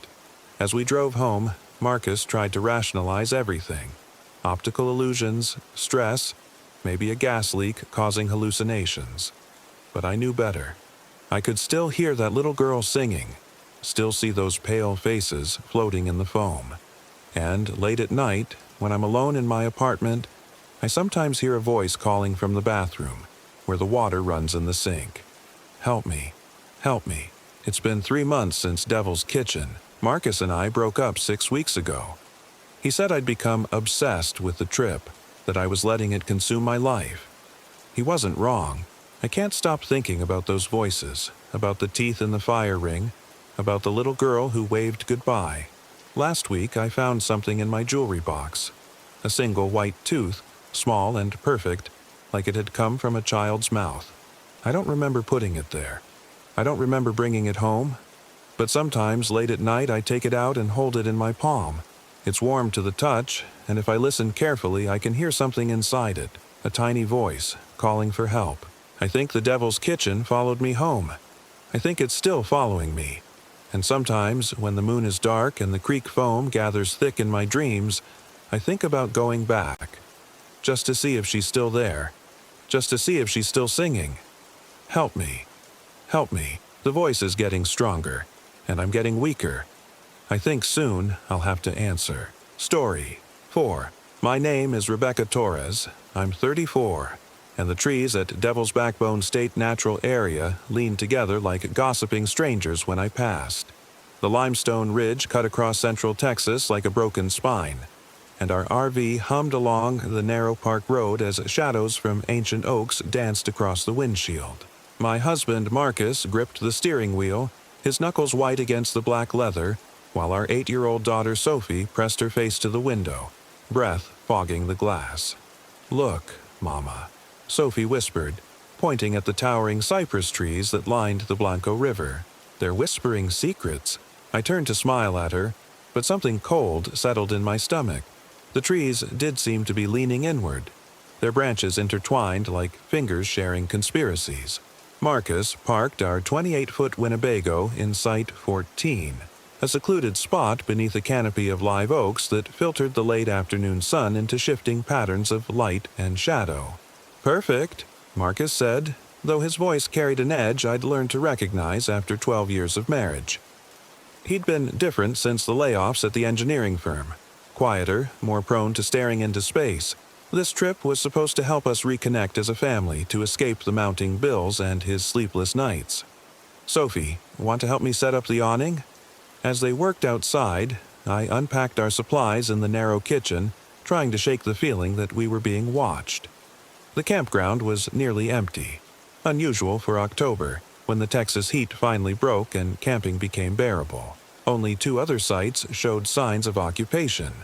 A pop-up camper 3 spots down, and a massive Class A motorhome at the far end of the loop. The numbers started that first evening. I was washing dishes when I heard Sophie's voice from outside, sweet and sing-song. 87, 86, 85. What are you counting, baby? I called through the screen door. The trees told me, she said matter-of-factly, continuing her backward countdown. 84, 83. Marcus emerged from under the RV where he'd been checking the leveling jacks. Sophie, come help me with the campfire. 82, 81, she continued, her small voice carrying across the empty campground. That night, After we'd roasted marshmallows and Sophie had fallen asleep in the dinette that converted to her bed, Marcus and I sat outside in our folding chairs. The fire had burned down to embers, and the darkness pressed against us like a living thing. "She's been different since we got here," I said quietly. Marcus nodded, taking a long pull from his beer. "Kids adapt faster than we do. Maybe she's just excited to be somewhere new." But I noticed he kept glancing toward the tree line, where shadows moved independently of the wind. The second day brought a family from the pop-up camper, the Hendersons, with twin boys about Sophie's age. Sarah Henderson was a pleasant woman with worry lines around her eyes, and her husband Tom had the weathered look of someone who worked outdoors. Their boys, Jake and Kyle, were energetic and loud, the kind of children who turned every activity into a competition. "We've been coming here for years," Sarah told me as we watched the kids play by the river. "It's usually busier, but the rangers said they've had some incidents lately. People leaving in the middle of the night, that sort of thing." "What kind of incidents?" I asked. She shrugged, but her smile didn't reach her eyes. "Probably just city folks not used to the sounds of the wilderness. You know how it is." But I didn't know how it was. I'd been camping since childhood, and the sounds here felt wrong. Too organized, too rhythmic. And Sophie had started counting again, her voice drifting from the riverbank. 76, 75, 74. "Sophie," I called. "What are those numbers?" She looked up at me with Marcus's dark eyes, so serious in her small face. "They're telling me how much time we have left." A chill ran down my spine. "Time for what?" "Before they come down," she said simply, returning to her counting. That evening, the man from the Class A motorhome introduced himself. Robert Keene was in his 60s, traveling alone after his wife's death 6 months earlier. He had the hollow look of recent grief, and when he shook Marcus's hand, I noticed his fingers trembled slightly. "Beautiful area," he said, accepting Marcus's offer of a beer. "Though, I have to say, the nights have been interesting." "How so?" Marcus asked. Robert settled into our spare chair with a grateful sigh. "Sounds, mostly. Whispers in the trees. My Dolores used to say I was going deaf, but I swear I hear conversations out there. Always just quiet enough that I can't make out the words." Sophie looked up from her coloring book. 68, 67, 66. "What's she counting?" Robert asked. "We're not sure," I admitted. "She started yesterday." Robert's face went pale. "My Dolores used to count like that. Near the end, when the cancer was, well, she'd count backwards for hours. Said she was counting down to something, but she never told me what." The fire popped, sending sparks spiraling into the darkness, and I noticed how the trees seemed to lean closer, as if straining to hear our conversation. On the third night, the whispers began. I woke to the sound of voices outside our RV, soft and indistinct but definitely human. Marcus was snoring beside me, and Sophie's breathing was steady from the dinette.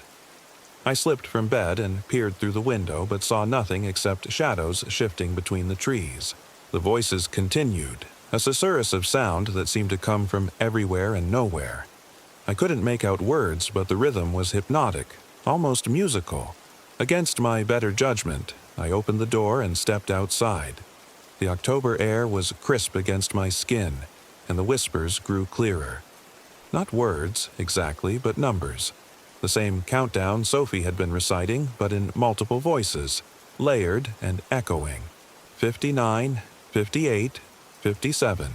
I followed the sound toward the tree line, my bare feet silent on the dew-dampened grass.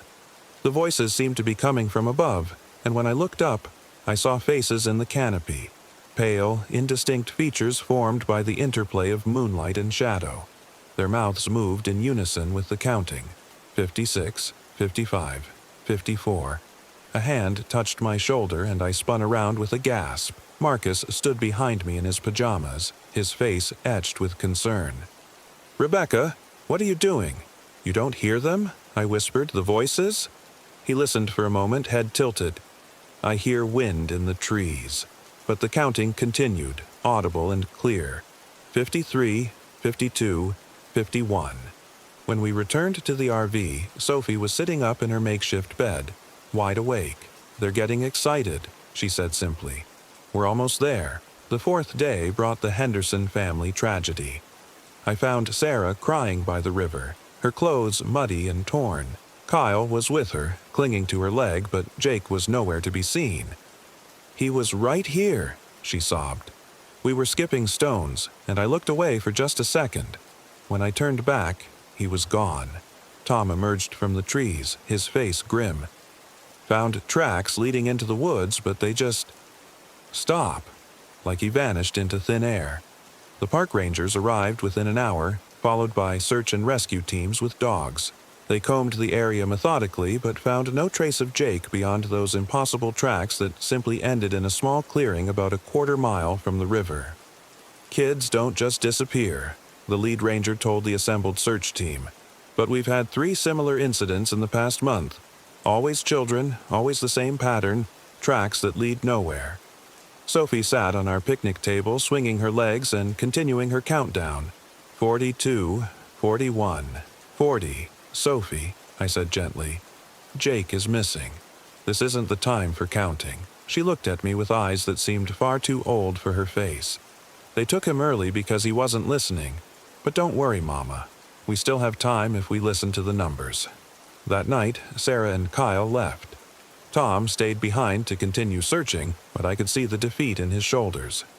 Marcus offered to help, but the rangers politely declined. "Best thing civilians can do is stay in camp after dark," the lead ranger advised. "Whatever's happening out there, it seems to be nocturnal." Robert Keene knocked on our door after dinner, his face haggard. "I'm pulling out in the morning," he said. "This place, it's not right. I've been having dreams about Dolores, and she keeps telling me to leave. Last night I swear I saw her standing by the trees, counting backwards from 37. "Sophie's been counting too," I admitted. "She's down to the 30s now." Robert's face went ashen. "Then you need to leave. Tonight. I don't know what happens when the count reaches 0, but I don't think we want to find out." But Marcus was stubborn, and the ranger's warning about traveling after dark convinced him we should wait until morning. "One more night won't hurt," he said. "Besides, Sophie's probably just copying something she heard on TV." I wanted to argue, but Sophie spoke from her bed. 35, 34, 33. The whispers in the trees grew louder that night, no longer content to remain hidden. I could see Marcus was hearing them now, too. His eyes darted toward the ceiling every time the voices swelled. Even through the RV's walls and windows, the countdown was audible, spoken in unison by what sounded like dozens of voices. 28, 27, 26. At midnight, the scratching began. It started as a gentle scraping against the RV's exterior walls, like branches brushing against aluminum siding. But the sound moved in patterns too regular to be random, too purposeful to be wind-driven. Marcus grabbed a flashlight and peered out the window. "I don't see anything," he whispered, but his voice shook. The scratching intensified, joined by the sound of footsteps on our roof. Not the light patter of small animals, but deliberate, measured steps that seemed to circle the RV's perimeter. Sophie sat up in bed, no longer bothering to whisper her countdown. 21, 20, 19. "Marcus," I said, my voice tight with fear, "we need to leave. Now." He nodded, moving toward the driver's seat, but the engine wouldn't turn over. The starter clicked repeatedly, but nothing happened. Outside, the footsteps multiplied, and I realized we were surrounded. 18, 17, 16. Sophie's voice merged with the chorus from the trees. Through the windows I could see shapes moving in the darkness. Tall, pale figures that seemed to blend with the shadows between the trees. They swayed slightly, their movements synchronized with the countdown. "The radio," Marcus said suddenly. "Emergency channel." But when he switched on the CB radio, the only sound was static, punctuated by the rhythmic counting. 15, 14, 13. The scratching stopped abruptly, replaced by a new sound that made my blood freeze. The metallic scraping of the door handle being tested from outside. "Lock it," I whispered, though I knew it already was. Marcus moved to the door, pressing his weight against it. "Rebecca, get Sophie and—" The handle turned. Not forced or broken, but turned smoothly, as if opened by someone with a key. Marcus strained against the door, his feet sliding on the linoleum floor, but it opened anyway. revealing a darkness so complete it seemed solid. 12, 11, 10. Sophie continued, her voice now perfectly synchronized with the whispers outside. Something pale and elongated reached through the doorway. Not quite a hand, but close enough to make my stomach lurch. Marcus stumbled backward and I grabbed Sophie, pulling her against me. 9, 8, 7. The pale thing withdrew, and in the doorway stood a figure that might once have been human. It was tall and impossibly thin, its skin the color of old bone. When it smiled, its teeth were the wrong shape, too sharp and too many. 6, 5, 4. Behind it, more figures emerged from the darkness, dozens of them, all identical, all wearing that terrible smile. They filled the doorway and pressed against the windows, their eyes reflecting the interior lights like mirrors. 3, 2. Sophie looked up at me, her small hand squeezing mine. "Don't be scared, Mama. They just want to count with us." 1. The figures reached for us with their pale, wrong hands, and I heard Marcus scream. But Sophie simply smiled and said, 0. And everything went dark. I woke to sunlight streaming through the RV windows and the sound of birds singing in the trees. Marcus was shaking me gently, his face concerned but normal. No trace of the terror I remembered from the night before. "Rebecca, you were having a nightmare," he said softly. "You were screaming." I sat up quickly, my heart racing. "Where's Sophie?" "Right here, Mom." Her voice came from the dinette, where she sat eating cereal and working in a coloring book. She looked perfectly normal, perfectly safe. "What time is it?" I asked. "About 9, Marcus said. "You slept late. We thought we'd let you rest." But something was wrong. The sunlight looked different, too bright, too sharp, and when Sophie looked up from her coloring, her smile was just slightly off, her teeth a little too pointed. "What happened to the Hendersons?" I asked. Marcus frowned. "Who?" "The family in the pop-up camper. Their son went missing, honey. There's no one else here. It's just us and that old man in the big RV." I stumbled to the window and looked out. The pop-up camper was gone. Site 11 stood empty with no sign anyone had ever been there. At the far end of the loop, Robert Keene's Class A motorhome sat silent and still. "We need to leave," I said, panic rising in my throat. "Now! Something's wrong here." Marcus's expression grew patient, the way it did when he thought I was being irrational. "Rebecca, we just got here yesterday. You said you wanted a relaxing vacation." "Yesterday? No, we've been here for days. The boy who disappeared, the whispers, the counting. 99, 98, 97. Sophie's voice drifted from the dinette, sweet and innocent, beginning a new countdown. When I looked at her, she smiled that wrong smile again. "She's been counting all morning," Marcus said fondly. "Kids and their games, right?" But I remembered. I remembered the pale figures in the doorway, the terrible synchronicity of voices in the trees, the way the count had reached 0. I remembered the darkness and the reaching hands and the sound of my own screaming. "We have to go," I insisted, moving toward the door. "Whatever's happening here, we need to—" The door handle wouldn't turn. "Marcus," I said, fighting to keep my voice level. "The door is stuck." He tried it himself, frowning when it refused to budge. "Probably just swollen from the humidity. I'll check the mechanism from outside." But when he moved toward the driver's seat to exit through the cab, those doors were locked too. And the keys, which should have been in the ignition, were nowhere to be found. 93, 92, 91. Sophie continued her counting, her voice perfectly steady, perfectly happy. But when she looked up from her coloring book, her eyes reflected the interior lights like mirrors. Outside, the trees leaned closer to our RV, their branches scraping gently against the walls in a rhythm that matched Sophie's countdown. And in the shadows between the trunks, pale figures swayed slowly back and forth, waiting for the numbers to reach 0 again. I pressed my face to the window and saw Robert Keene's motorhome. The door hung open, and something dark stained the steps. No movement, no signs of life. 87, 86, 85. Marcus was checking all the windows now, growing increasingly agitated as he found each one sealed tight. "This doesn't make sense," he muttered. RV windows don't lock from the outside. But they weren't locked. They were fused. The frames melted seamlessly into the walls as if they'd never been designed to open. The same was true of the door. The handle was purely decorative now, attached to nothing. 81, 80, 79. "Sophie," I said carefully, "where did you learn those numbers?" She looked up at me with that bright, wrong smile. "The tree people taught me, Mama. They're so excited we decided to stay forever."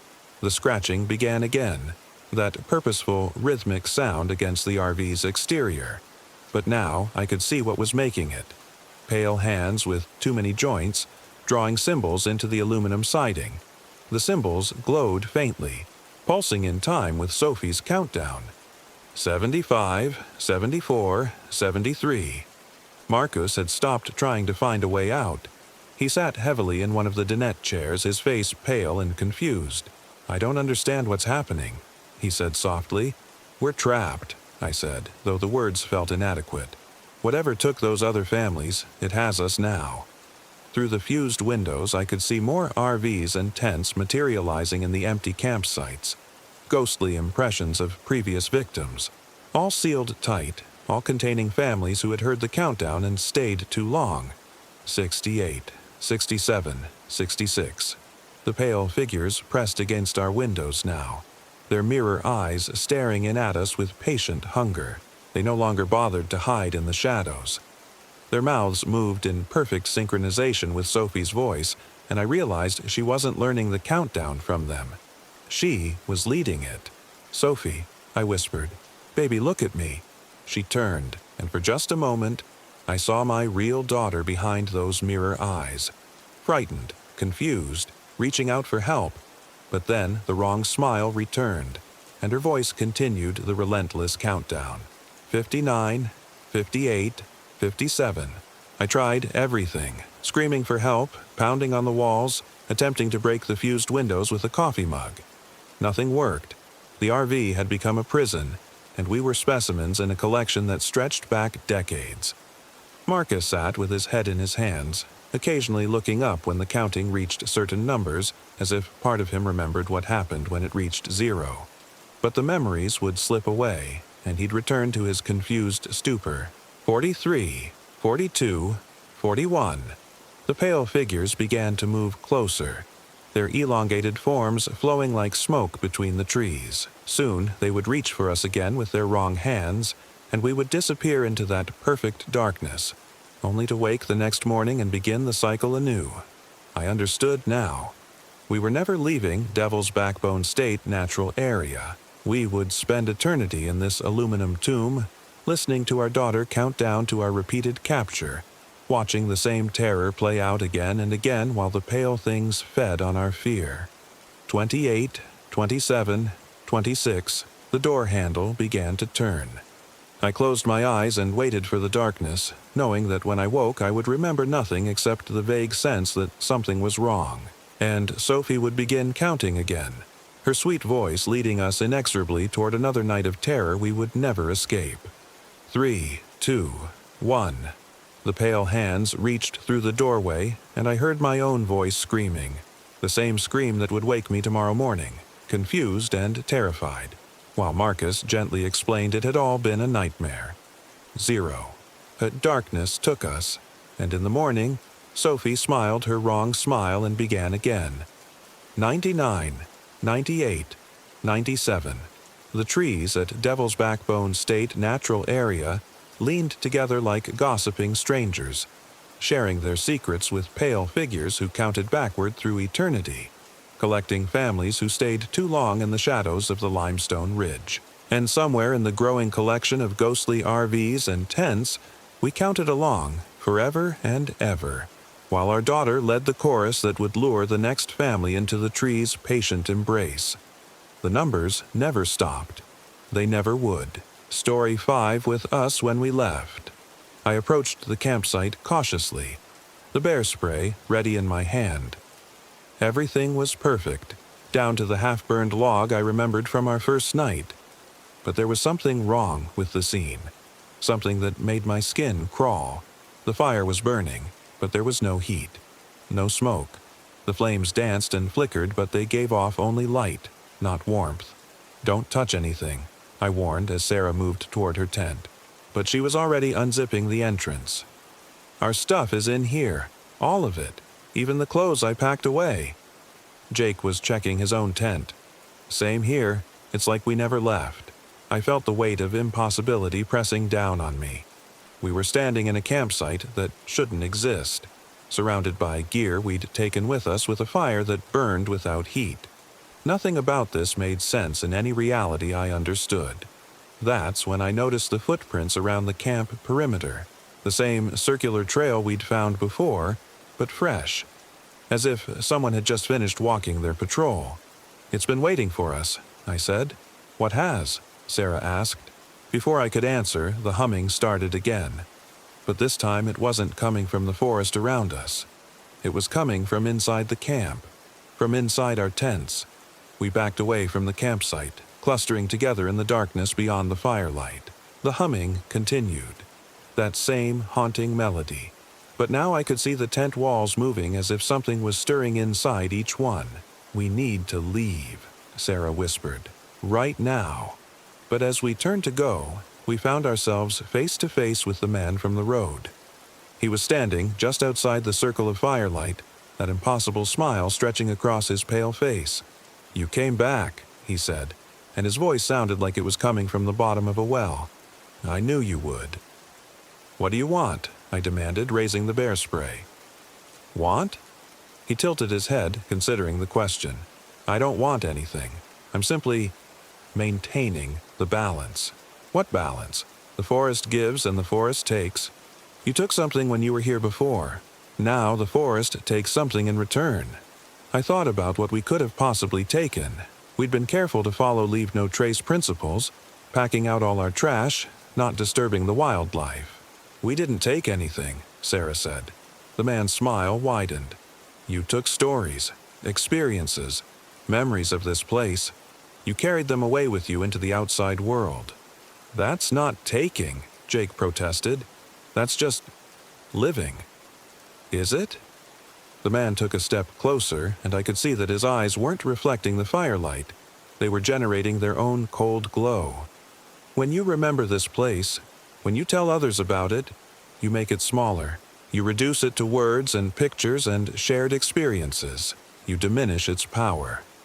The humming from the tents was getting louder, and I could see shapes moving inside them now. Human shapes, but wrong somehow, like shadows cast by a bent light. "Some places," the man continued, "are not meant to be remembered by the outside world.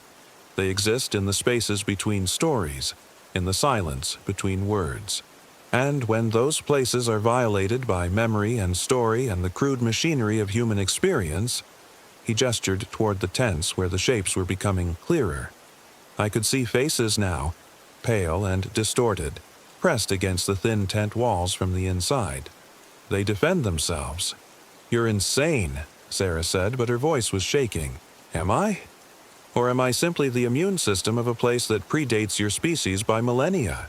The shapes in the tents were moving more urgently now, and I could hear other sounds mixing with the humming, scratching, clawing, as if something was trying to tear its way out. "What's in there?" I asked. "Your stories," the man said. "Your memories of this place, given form, given hunger. They want to go back where they came from." I didn't understand what he meant until I saw the first tent wall split open. What emerged wasn't human, but it wore Jake's face like an ill-fitting mask. It moved wrong, joints bending in directions that made my eyes water to follow. "Oh God," Jake breathed. "That's me. That thing looks like me." More shapes were tearing through the tent walls now. I saw my own face on something that scuttled out on too many limbs, Sarah's features on a thing that dripped and reformed as it moved. Our memories, I realized. It's made things out of our memories. "Crude copies," the man agreed, "but sufficient for the purpose. They'll follow you back to your world, wearing your faces, carrying your stories, and slowly, quietly, they'll replace you." The things that wore our faces were circling us now, moving in that same methodical pattern as the footprints we'd found. Up close, I could see how wrong they were. My doppelganger had too many teeth, and its eyes were positioned slightly off-center. Jake's copy moved with a jerky, marionette-like gait. Sarah's seemed to be melting and reforming constantly, never quite maintaining a stable shape. Unless, the man continued, you choose to stay. Become part of this place permanently. Let it keep your stories safely contained. You want us to die here, Sarah said. Death is such a limited concept. I'm offering you something much more comprehensive. You would become part of the forest's defenses, guardians of its secrets. The copies were getting closer, and I could hear them making sounds, distorted versions of our voices, speaking words we'd never said. We need to run, I whispered to Sarah and Jake. But the man heard me. There's nowhere to run to. This place exists outside your normal geography now. Every trail leads back here. Every road returns to this moment. To prove his point, he gestured toward the forest around us. In the distance, I could see lights, dozens of them, scattered through the trees like fallen stars.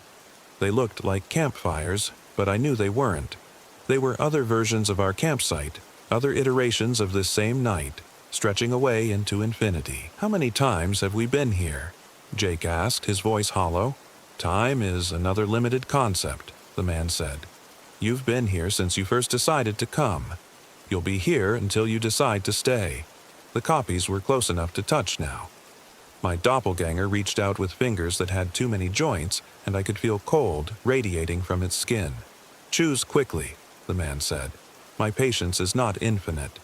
I looked at Sarah and Jake, saw the same desperation in their eyes that I felt. We were trapped in an impossible situation, faced with choices that shouldn't exist. Stay and lose ourselves, or leave and be replaced by things wearing our faces. But as I looked at the copies surrounding us, I noticed something the man hadn't mentioned. They were imperfect, close enough to fool a casual observer maybe, but not close enough to fool the people who knew us best. And, more importantly, they seemed to be tied to this place. They moved around our campsite, but they didn't venture beyond the circle of firelight. We choose neither, I said suddenly. The man's smile faltered.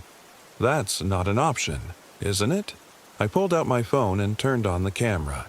You said this place exists in the spaces between stories, but what if we make it part of the story? I started filming, documenting everything. The impossible campsite, the burning cold fire, the man with his wrong smile, the copies of ourselves circling in the darkness. Stop, the man said, and for the first time he sounded uncertain. You want our memories contained? Fine.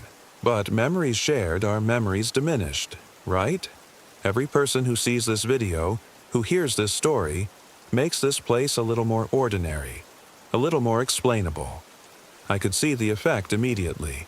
The copies were becoming less distinct, their features blurring as I filmed them. The cold fire was starting to generate actual heat. Sarah, Jake, tell your story, I said, still filming. All of it, every detail. Sarah understood immediately. We came here to help me deal with my divorce, she said, looking directly into the camera. 3 friends camping in the Gifford-Pinchot National Forest, and we found something that doesn't want to be found. Jake picked up the thread. It's been playing with us, manipulating reality, but it can only do that as long as it stays secret. The man was backing away now, his form becoming less solid. You don't understand what you're doing, he said. Some secrets exist for a reason. Maybe, I said, still filming. But this secret has been hurting people, trapping them, and that makes it a story that needs to be told. I could feel the forest changing around us. The infinite campfires in the distance were winking out one by one. The copies of ourselves were dissolving like smoke. Even the impossible campsite was becoming more ordinary, more explainable. When people see this video, I continued, they'll come looking. Park rangers, investigators, curious tourists. This place will be measured and mapped and explained. It'll become just another location with a weird story attached to it. You're destroying something ancient, the man said, but his voice was fading. We're sharing it, Sarah corrected. making it part of the human story instead of separate from it. The man looked at us with something that might have been respect or might have been hatred. It was hard to tell with features that were already becoming indistinct. "Very well," he said. "But stories have a way of changing in the telling, and some listeners become participants." With that, he faded away entirely, leaving us alone in what was now clearly just an ordinary forest clearing with an ordinary campfire. We stood there for a long moment, hardly daring to believe it was over. Then Sarah laughed, a sound that was half relief and half hysteria. "Did that actually work?" she asked. "I think so," I said, checking my phone. The video was still there. All 12 minutes of impossible footage. We should probably get out of here before anything else decides to play with us. We gathered what gear we could carry and started walking back toward where we'd left the car. This time, the Forest Service road led exactly where it was supposed to, and within an hour we could see the lights of the main highway. A state trooper found us walking along the roadside around midnight. We told him our car had broken down, and he gave us a ride to the nearest town where we could call for a tow truck. We never mentioned what we'd experienced in the forest. The tow truck driver was puzzled by our car. The tires weren't slashed. They were just flat, as if the air had simply leaked out over time. "Weird," he said. "Never seen all four go flat like that for no reason." We got the tires replaced and drove back to Portland as the sun came up. None of us said much during the drive. We were all trying to process what had happened, to figure out how much of it had been real and how much had been some kind of shared hallucination brought on by stress and fear. But I still had the video on my phone, 12 minutes of footage that shouldn't exist, showing things that couldn't be real. When I got home, I uploaded it to my computer and watched it through. Every impossible detail was there. The cold fire, the man with his wrong smile, the copies of ourselves dissolving as I narrated our story. I thought about what the man had said about stories changing in the telling, about listeners becoming participants. Then I thought about Sarah, finally laughing again for the first time since her divorce. About Jake, who'd faced something impossible and found the courage to fight back. About myself, discovering that some problems could be solved by refusing to accept the limitations others tried to impose. Maybe some stories were worth the risk of telling. I created an anonymous account and uploaded the video to YouTube with the title, "Strange Experience in Gifford-Pinchot National Forest." Within a week, it had a few hundred views. Within a month, a few thousand. People shared their own weird experiences in the comments. Missing time, strange encounters, the feeling of being watched in remote places. The Forest Service posted a statement saying they were aware of the video and had investigated the area, finding no evidence of anything unusual. But they also quietly increased ranger patrols in the Iron Creek area. Sarah started sleeping better. The shared nightmares stopped, and she began dating again 6 months later. Jake found a job with a tech startup and moved to his own apartment. I kept camping, though I was more careful about where I went and who I told about my plans. Sometimes, late at night, I wonder if we really escaped or if we just moved the game to a different level. The man said stories have a way of changing in the telling, and I've certainly changed this one in ways both small and large. But every time someone watches that video, every time someone reads this account, the forest loses a little more of its power to trap people in impossible situations. The secret becomes a little less secret, the mystery a little more ordinary, and maybe that's enough. I still have the original video file, of course, 12 minutes of impossible footage that proves everything I've told you is true, but I've learned to be careful about who I share it with and when, because the man was right about one thing. Some listeners do become participants. And while I'm glad we found a way to escape the forest's trap, I'm not entirely sure we closed it. Every few months I get emails from people who've watched the video. Most are just curious, asking for more details or sharing their own strange experiences. But occasionally, someone writes to tell me they're planning a trip to the Gifford-Pinchot. They want to see the place for themselves, to test their own courage against whatever might be waiting there. I always try to talk them out of it. I explain that the area is dangerous, that people have gone missing there, that some mysteries are better left alone. Usually, they listen, but not always. And sometimes, late at night when I can't sleep, I wonder what happens to the ones who don't listen. Whether they find the same clearing we did, or something else entirely.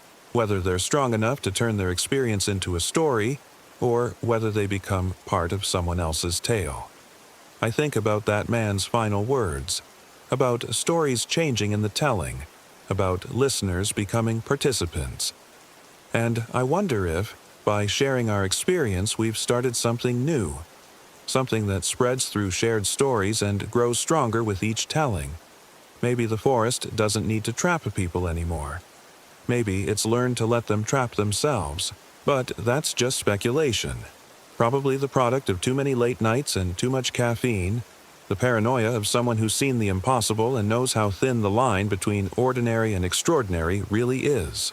What I know for certain is this: Sarah is happy and healthy, building a new life for herself. Jake is thriving in his career and talking about marriage to his girlfriend. And I'm still here, still camping, still telling stories around campfires in the deep woods. Most of the time, nothing strange happens. The forest is just a forest. The darkness is just the absence of light, and the sounds in the night are just animals going about their business. But every once in a while, when the fire burns low and the shadows grow long, I hear something that might be humming, soft and distant, carrying a melody that's almost familiar. And every morning, I check my tent, just to make sure it's still zipped from the inside. Story 6. My name is Sarah Chen. I'm 34, and when I reached the remote backcountry of Olympic National Forest in Washington, the shadows seemed to greet me by name. The gravel road to our campsite had wound through towering Douglas firs and western hemlocks for what felt like hours, each mile taking us deeper into a wilderness that swallowed cell phone signals and GPS coordinates alike. My husband, Marcus, had insisted on this trip, a chance to reconnect with nature after months of fertility treatments had left us both raw and desperate for something that felt real again. The campground was little more than a clearing beside the Salt Duke River, accessible only by a narrow logging road that the ranger had warned us about. "Gets pretty isolated up there," he'd said, his weathered face creased with what I'd thought was concern for inexperienced campers. Now, as Marcus backed our rented RV into the designated spot, I wondered if that expression had been something else entirely. "This is perfect," Marcus said, cutting the engine. The sudden silence was absolute. No highway noise, no distant aircraft, nothing but the whisper of wind through ancient trees. He squeezed my hand. Just what we needed. I wanted to agree. God knows we both needed this break from the clinical coldness of doctors' offices and the monthly cycle of hope and disappointment that had become our lives. But something about the clearing felt wrong, like we'd stumbled into a space that wasn't meant for human habitation. The trees pressed close on all sides, their trunks disappearing into shadows that seemed too deep for late afternoon. Marcus was already outside, stretching and breathing deeply. "Smell that air, Sarah. When's the last time we breathed air this clean?" I climbed down from the passenger seat, my hiking boots squelching slightly in the damp earth. The Pacific Northwest was famous for its rain, but we'd been lucky so far. Overcast skies, but no precipitation. Still, everything felt perpetually damp, as if the forest exhaled moisture with each breath of wind. "It's beautiful," I said, and meant it. The Salt Duke River gurgled nearby, its water the color of weak tea from tannins leached out of fallen leaves. Moss covered everything. Rocks, fallen logs, even the lower trunks of trees, in a carpet of brilliant green that seemed to glow in the filtered light. Marcus was already setting up our camp chairs, his movements quick and efficient. He'd been planning this trip for months, researching the area, checking weather patterns, even downloading offline maps to his phone. The old Marcus, the one I'd married 5 years ago, had been spontaneous, willing to wing it on weekend trips to wherever the mood struck us. This new version planned obsessively, as if controlling every variable might somehow give us control over the things we couldn't change. "I'll get the awning set up," he called over. "Why don't you take a walk down to the river, get some pictures for your sister?" I nodded, grateful for the excuse to move. The RV felt cramped after hours on the road, and my legs ached for movement. I grabbed my camera and picked my way through the undergrowth toward the sound of running water. The riverbank was a chaos of smooth stones and driftwood, polished white by years of spring floods. I knelt at the water's edge, watching the current swirl around submerged rocks, and raised my camera. Through the viewfinder, the scene looked peaceful, almost pastoral, but when I lowered the camera, that wrongness crept back in.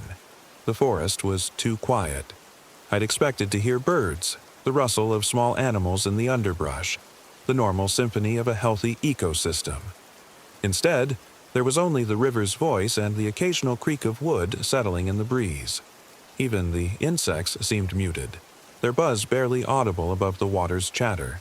I took several shots anyway, trying to capture the ethereal quality of light filtering through the canopy. When I checked the display on my camera's back, something made me frown. In the corner of one image, barely visible among the shadows between two large trees, was what looked like a pale smudge. I zoomed in, but the resolution wasn't high enough to make out details. Probably just a trick of the light, or maybe a white-barked birch tree I hadn't noticed. Sarah. Marcus's voice carried clearly across the clearing. "Come see this." I made my way back to find him standing near the picnic table that came with our site, holding what looked like a piece of metal. As I got closer, I could see it was a camping lantern, old-fashioned, the kind that burned kerosene. Its glass chimney was cracked and rust had eaten through much of the base. "Found it hanging from that branch," Marcus said, pointing to a low-hanging limb about 8 feet away. Must have been there a while. I examined the lantern more closely. The metal was corroded, but not ancient. Maybe a year or two of exposure to the elements. Somebody's gear from last season? Maybe, but look at this. He turned the lantern so I could see the side. Scratched into the metal, barely visible through the corrosion, were what looked like symbols. Not letters exactly, but marks that seemed almost deliberate. A series of parallel lines crossed by curved shapes that reminded me of primitive pictographs. "Kids messing around, probably," I said, though the explanation felt hollow. The scratches had a purposeful quality that random vandalism usually lacked. Marcus shrugged and set the lantern on the picnic table. "Adds character, I guess. Want to help me get the rest of the gear out?" We spent the next hour setting up our temporary home. The RV came equipped with most of what we needed, but Marcus had insisted on bringing additional camping gear: a portable fire pit, extra chairs, a table for cooking outdoors. "Part of the experience," he'd said.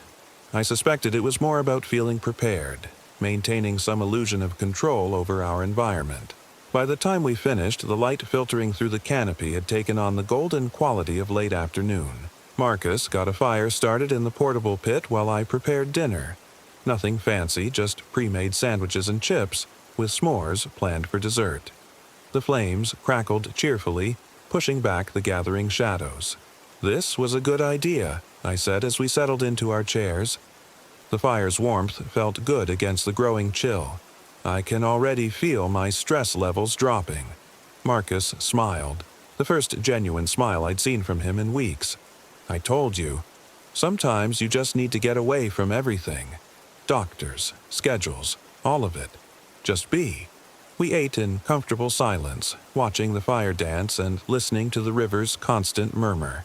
The forest around us began to shift as day faded into evening. Shadows deepened between the trees, and the canopy overhead became a patchwork of dark shapes against the slowly darkening sky. That's when I noticed the smell. It was faint at first, barely perceptible beneath the woody smoke of our fire and the green scent of growing things. But as the evening progressed, it grew stronger, a sweet, cloying odor that made me think of flowers left too long in a vase. Lilies, maybe, or gardenias, the kind of heavy floral scent used in funeral homes to mask other odors. "Do you smell that?" I asked Marcus. He paused, sandwich halfway to his mouth, and sniffed. "Smell what?" "Flowers, like really strong flowers." Marcus inhaled more deeply, his brow furrowing. "I don't smell anything except the fire. Maybe there's a plant blooming nearby? Some of these Pacific Northwest flowers can be pretty fragrant." I wanted to argue, but the smell was already fading. Maybe it had been my imagination, or just the quirk of wind carrying scents from some distant meadow. Still, something about it had felt wrong, as if the sweetness was trying too hard to cover something rotten underneath. As full darkness settled over the forest, the character of our surroundings changed completely.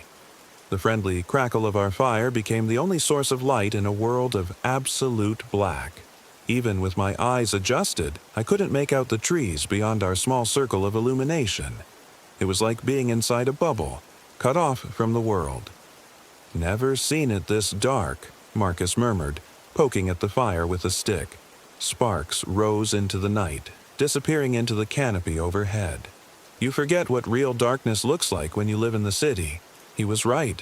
Back home in Seattle, there was always some source of ambient light. Streetlights, neon signs, the glow from other buildings. Here, beyond our fire's reach, the darkness was so complete it seemed solid, like black velvet pressed against my eyes. That's when we heard the first sound. It came from somewhere in the trees to our left.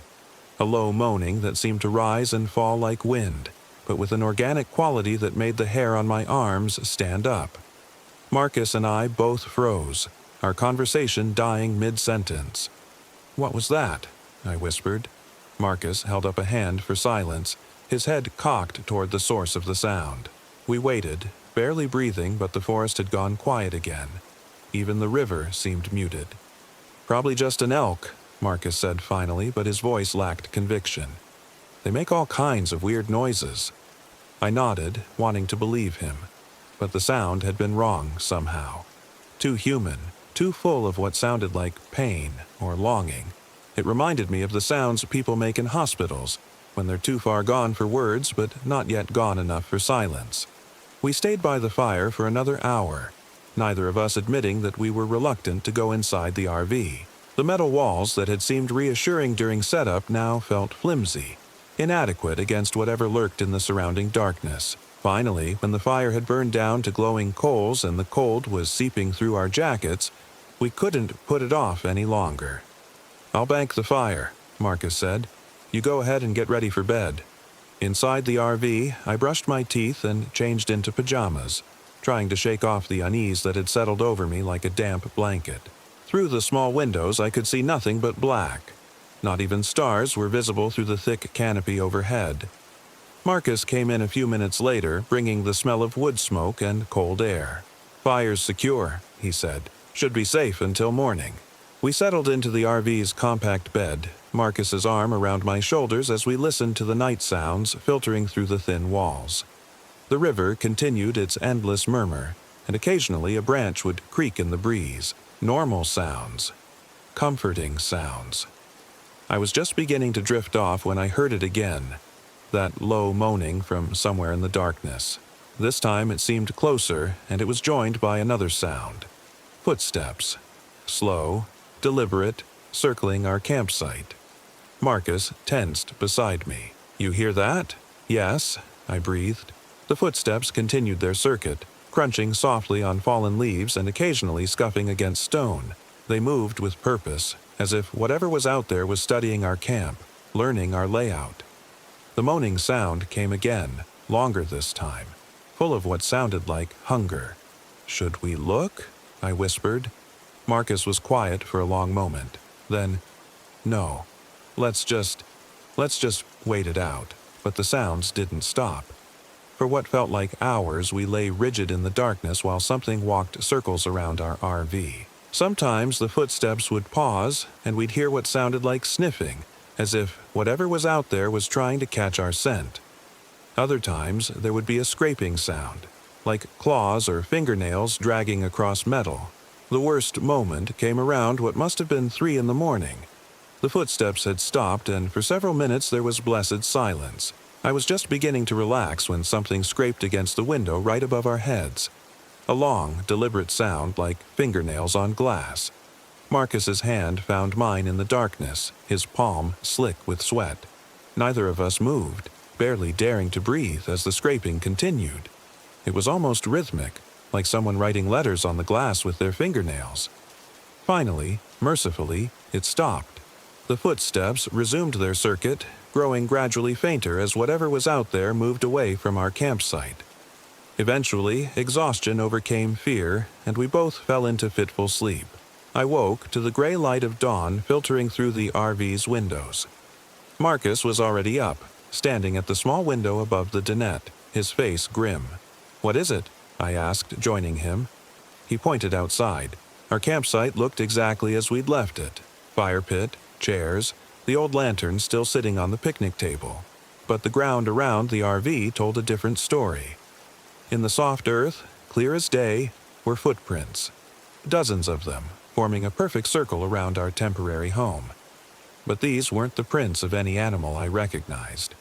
They were roughly human-shaped but elongated, with what looked like claw marks where toes should be. And they were huge, easily twice the size of Marcus's size 11 boots. "What the hell made those?" I whispered. Marcus shook his head slowly. "I don't know, but I think we should pack up and get out of here." I wanted to agree. Every instinct I had was screaming at me to run, to put as much distance as possible between us and whatever had stalked our camp in the darkness. But something held me back. A stubborn need to understand what we'd experienced. "Let me get some pictures first," I said, reaching for my camera. Marcus caught my arm. "Sarah, I'm serious. We should go, now. Just a few shots, for evidence." He stared at me for a long moment, then sighed. "Fine, but hurry." I stepped outside, my bare feet immediately soaking through with dew from the grass. The morning air was crisp and clean, carrying the scent of cedar and river water. In daylight, our campsite looked almost normal again. Almost. The footprints were even more disturbing up close. They pressed deep into the soft earth, indicating something much heavier than any human. The claw marks were clear and sharp, as if whatever had made them had excellent control over those talons. I took several photos from different angles, making sure to include objects for scale. As I worked my way around the RV, documenting the trail, I noticed something else that made my blood run cold. The prints didn't just circle our campsite, they also led away, deeper into the forest. And scattered among them, barely visible in the dim morning light, were other marks. Drag marks, as if something heavy had been pulled across the ground. "Marcus!" I called, my voice tight with barely controlled panic. "You need to see this." He emerged from the RV already dressed, clearly ready to leave at a moment's notice. When he saw what I was looking at, his face went pale. "Those drag marks," he said quietly. "They lead toward the river." We followed the trail in silence, neither of us speaking the thought that hung between us like a poisonous cloud. The marks led through the undergrowth, branches broken and pushed aside to make a clear path. They ended at the riverbank, where the soft mud told the rest of the story. Blood. Not much, but enough to stain the pale stones dark red. And there, half buried in the mud, was a hiking boot. Just one, with the laces still tied. "Jesus Christ," Marcus breathed. "Sarah, we need to call the police." I pulled out my phone, already knowing what I'd find. No signal. We were too deep in the wilderness, too far from any cell tower. The ranger station was at least 30 miles back down the logging road. "We have to drive out," I said. "Find somewhere with signal." Marcus nodded, but he was staring at the blood on the stones, his face pale and drawn. "What if there's someone still alive out there? What if they need help? With those prints? Whatever did this..." I gestured at the drag marks, the blood. "I don't think we want to find it." As if summoned by my words, a sound drifted through the morning air. The same moaning we'd heard the night before, but louder now, more urgent. And it was coming from upstream, deeper in the forest. Marcus and I looked at each other, both thinking the same thing. Somewhere in those dark woods, someone might be hurt, might be dying. But the rational part of my brain was screaming warnings, reminding me of the size of those prints, the obvious strength it would take to drag a person through dense underbrush. The moaning came again, closer this time, and beneath it, almost inaudible, was another sound that made my heart race. Words. Faint and distorted, but definitely human speech. "Help. Me." Marcus started toward the sound before I could stop him. "Someone's alive," he said over his shoulder. "We have to try." I caught up to him at the tree line, grabbing his arm. "Marcus, think about this. What if it's a trap? What if whatever made those prints is using someone as bait? He paused, his face torn between compassion and fear. I can't just leave someone to die, Sarah. I can't live with that. The voice came again, clearer now. Please, help me. It was a woman's voice, young and terrified. Against every instinct screaming at me to run, I found myself following Marcus into the trees. The forest was different in daylight, but no less unnerving.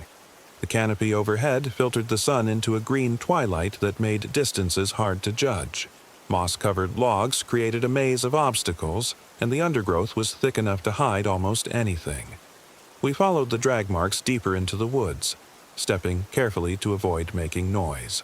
The voice continued to call out periodically, always from just ahead, always just out of sight. But as we tracked it, I began to notice something wrong. The voice never got closer. We'd been walking for at least 20 minutes, following a clear trail through the underbrush, but the woman's cries for help maintained the same volume, the same distance. It was as if she was moving away from us at exactly the pace we were approaching. "Marcus," I whispered. "Something's not right." He stopped, finally seeming to register what I'd noticed. We stood in silence, listening to the forest around us. No birds sang. No insects buzzed. Even the sound of the river had faded to nothing. The only sound was our own breathing, and that distant voice still calling for help. "Help me, please." But now that we were really listening, really paying attention, the voice sounded different. The words were clear, but there was something artificial about them, like a recording played through a speaker with poor quality. And underneath the words, almost below the threshold of hearing, was another sound, a low rumbling, like a large animal breathing. Marcus grabbed my hand, his palm slick with sweat. "We should go back." I nodded, but when we turned around I felt a chill that had nothing to do with the morning air. The trail we'd followed, the obvious path of broken branches and trampled undergrowth, was gone. The forest around us looked undisturbed, as if no one had passed this way in years. "Which way?" Marcus whispered. I tried to orient myself, looking for the sun through the canopy, but the light seemed to come from everywhere and nowhere at once. The trees all looked the same, massive trunks covered in moss, disappearing into the green twilight above. I couldn't even hear the river anymore. "Help me!" The voice was closer now, much closer, and it was coming from directly behind us. We spun around to see a figure standing between two large trees about 30 feet away. At first glance, it looked like a young woman in hiking clothes, torn jeans, a red flannel shirt, muddy boots. She stood perfectly still, her head tilted at an angle that made it impossible to see her face clearly. "Thank God," Marcus breathed, taking a step toward her. "Are you hurt? We heard you calling." The woman didn't respond. She just stood there, motionless, her head cocked to one side like a bird listening for prey. Something about her posture set off every alarm in my nervous system. "Miss?" Marcus called again. "Are you okay?" This time she moved. Her head turned toward us with mechanical precision, rotating further than any human neck should allow. When her face came into view, I bit back a scream. It was a young woman's face, pale and pretty, with long dark hair framing delicate features. But her eyes were wrong, completely black, with no whites visible, and her mouth hung open in a perfect circle as if frozen in the act of calling for help. "Help me," she said again, but her lips didn't move. The voice seemed to come from somewhere else entirely, echoing through the trees like a ventriloquist's trick. Marcus stumbled backward, finally understanding what we were looking at. "What the hell?" The thing wearing the woman's face took a step toward us, and I could see that her movements were wrong too. She didn't walk so much as glide, her feet barely seeming to touch the ground. And as she moved, her proportions seemed to shift, becoming elongated, unnatural. "Run," I whispered. "Help me," the thing said again, its black eyes fixed on us with predatory intensity. We ran. I crashed through the underbrush with no thought for direction, branches tearing at my clothes and face. Behind us, I could hear the thing following, not running exactly, but moving with a fluid speed that sounded like wind through trees. The voice continued to call out sometimes from behind us, sometimes from the sides as if there were multiple sources. "Help me, help me, help me." The words became a chant, overlapping and echoing until they filled the forest with a cacophony of false distress. And underneath it all, that rumbling sound, getting closer. Marcus stayed close beside me as we fled, both of us operating on pure animal instinct. We leaped over fallen logs, dodged between trees, splashed through hidden streams. The forest seemed to go on forever, an endless maze of green twilight and moss-covered obstacles. Then, suddenly, we broke through the tree line and stumbled into our campsite. The RV sat exactly where we'd left it, our chairs still arranged around the cold fire pit. For a moment, I felt a surge of relief so strong it made my knees weak. We'd made it back. We were safe. But as we stood there gasping for breath, I realized something was wrong. The campsite looked the same, but it felt different. The quality of light was off, as if we were looking at everything through a filter, and the silence was absolute. No river sounds, no wind in the trees. "Something's not right," Marcus said, echoing my thoughts. That's when I noticed the lantern on the picnic table. It was glowing. The old kerosene lantern we'd found hanging from the tree was now burning with a steady flame, casting dancing shadows across the clearing. But we hadn't lit it. We didn't even have fuel for it. "We need to get out of here," I said. "Now." We ran for the RV, but as Marcus reached for the door handle, something made us both freeze. Through the windows, we could see movement inside. Someone was in our RV. Marcus stepped back, pulling me with him. "Who's in there?" The movement continued, a dark shape passing by the windows, too tall and angular to be human. As we watched, the shape paused at one of the windows and pressed against the glass.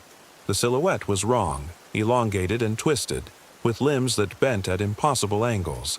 "Help me," came the voice from inside the RV. "Help me." But now there were multiple voices, a chorus of distress calls coming from every direction. I spun around to see figures emerging from the tree line, dozens of them, all wearing the faces of hikers and campers, all calling for help in voices that didn't match their lips. They moved with that same gliding motion, surrounding our campsite in a slowly tightening circle. Men and women, young and old, all with those terrible black eyes and that mechanical way of moving. Some wore clothes so old they were falling apart. Others looked like they'd been in the forest for hours rather than years. "What do you want?" Marcus shouted, but his voice sounded thin and scared in the oppressive silence. The figures stopped moving, forming a perfect circle around us. For a moment, the forest was absolutely quiet. Then, in unison, they all turned their heads toward us with that same unnatural precision. "Help me," they said together, their voices creating a harmony that made my bones ache. The thing inside our RV pressed harder against the window, and I could see its face clearly now. It was wearing the features of a middle-aged man, but they were stretched and distorted, as if someone had tried to reconstruct human features from memory and gotten the proportions wrong.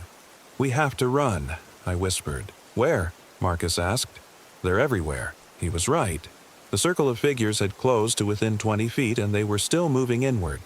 Their faces showed no expression except for those gaping mouths, all calling for help in a voice that came from somewhere else.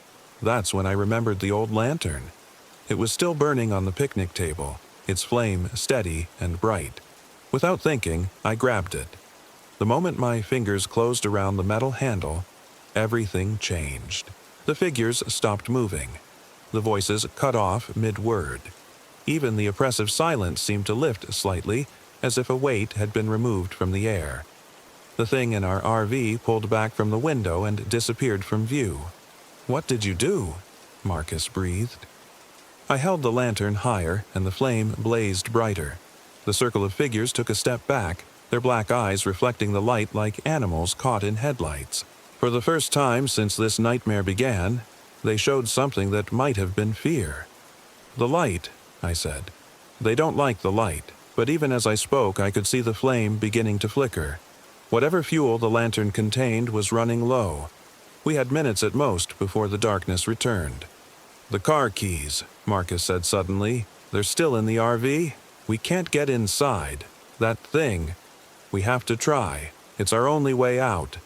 He was right. The logging road was our only escape route, and without the RV, we'd never make it back to civilization on foot. Not with these things hunting us.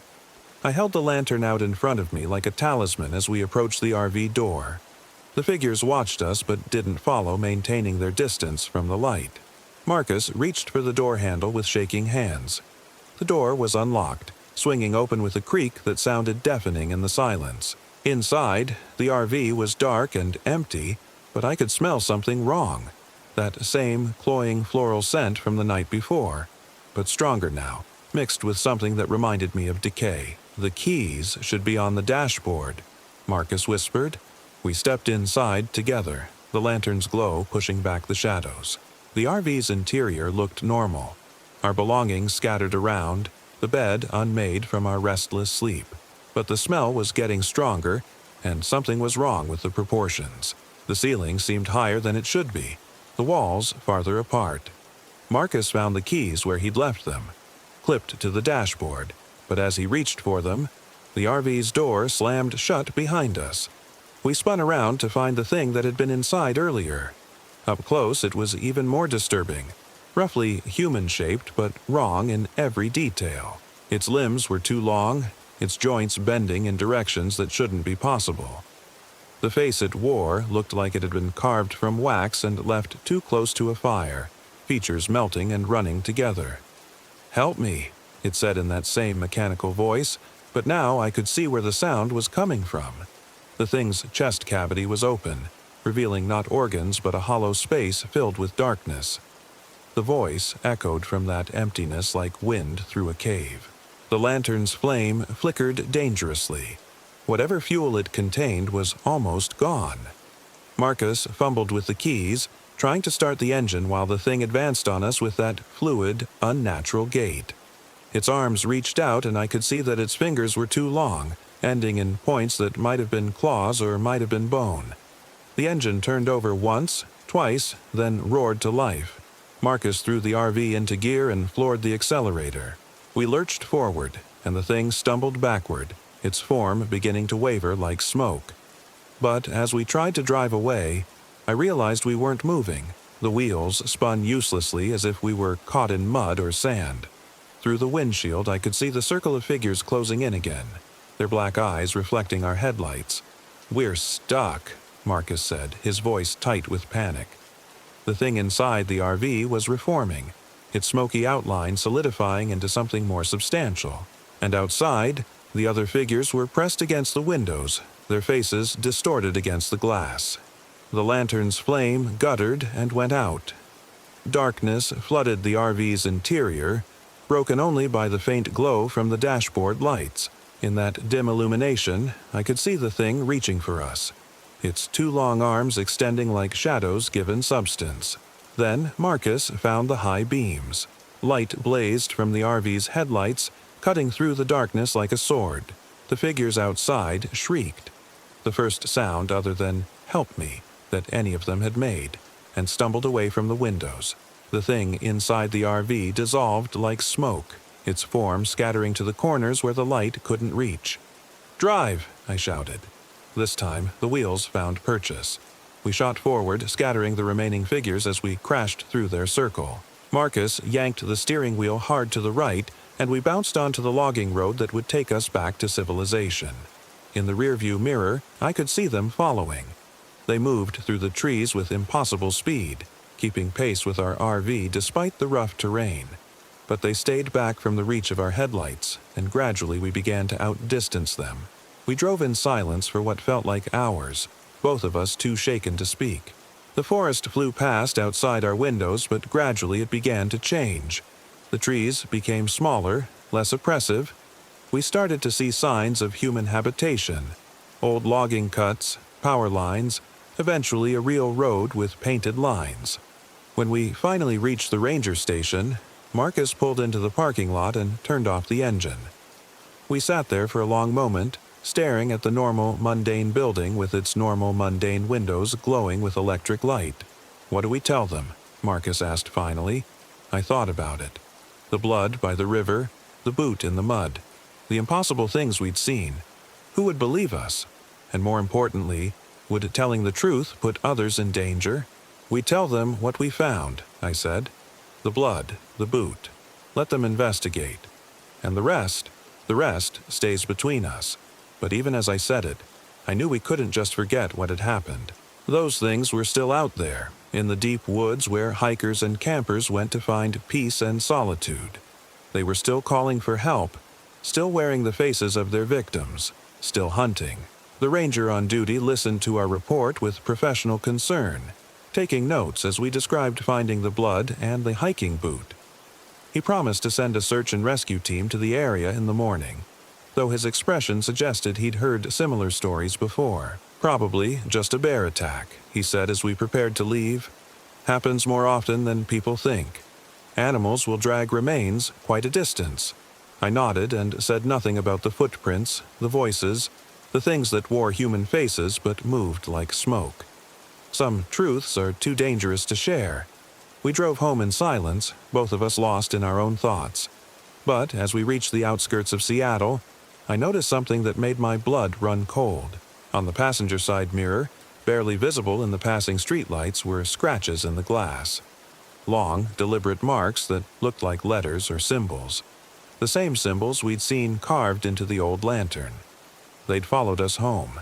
That was 3 months ago.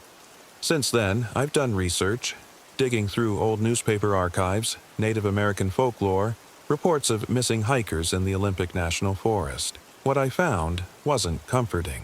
The Kino people have stories about creatures they call the Stick Indians, beings that can take any form, that call travelers off the trail with voices of loved ones, that hunger for something more than flesh. According to the legends, they're drawn to sorrow, to people whose hearts are empty with loss. Marcus and I never did have children. The doctors couldn't find anything wrong with either of us, just one of those inexplicable failures that modern medicine can't solve. Maybe that emptiness inside us, that desperate hunger for something we couldn't have, is what called them to us in the first place. I've tried to forget what happened in those woods, but the memories won't fade. And sometimes, late at night when the city is quiet, I hear it again. That familiar voice calling from somewhere in the darkness. Help me. But now I know better than to answer. The search and rescue team never found any trace of the person who left that blood by the river. The official report blamed it on animal predation, just as the ranger had predicted. Case closed. But I keep watching the missing persons reports from the Olympic Peninsula, and the numbers are wrong. Too many people go into those woods and never come out. Too many families left with nothing but empty spaces and unanswered questions. The scratches on our mirror never went away, no matter how many times we replaced the glass. Eventually, we sold the RV and bought a sedan. But sometimes, when I'm driving alone at night, I catch a glimpse of movement in the rearview mirror. A pale face with black eyes, mouth open in that same perfect circle. Help me, it whispers, and I press harder on the accelerator, racing toward whatever lights I can find, whatever safety civilization can offer. But deep down, I know it's not enough. Some hungers follow you home. Some debts can never be paid.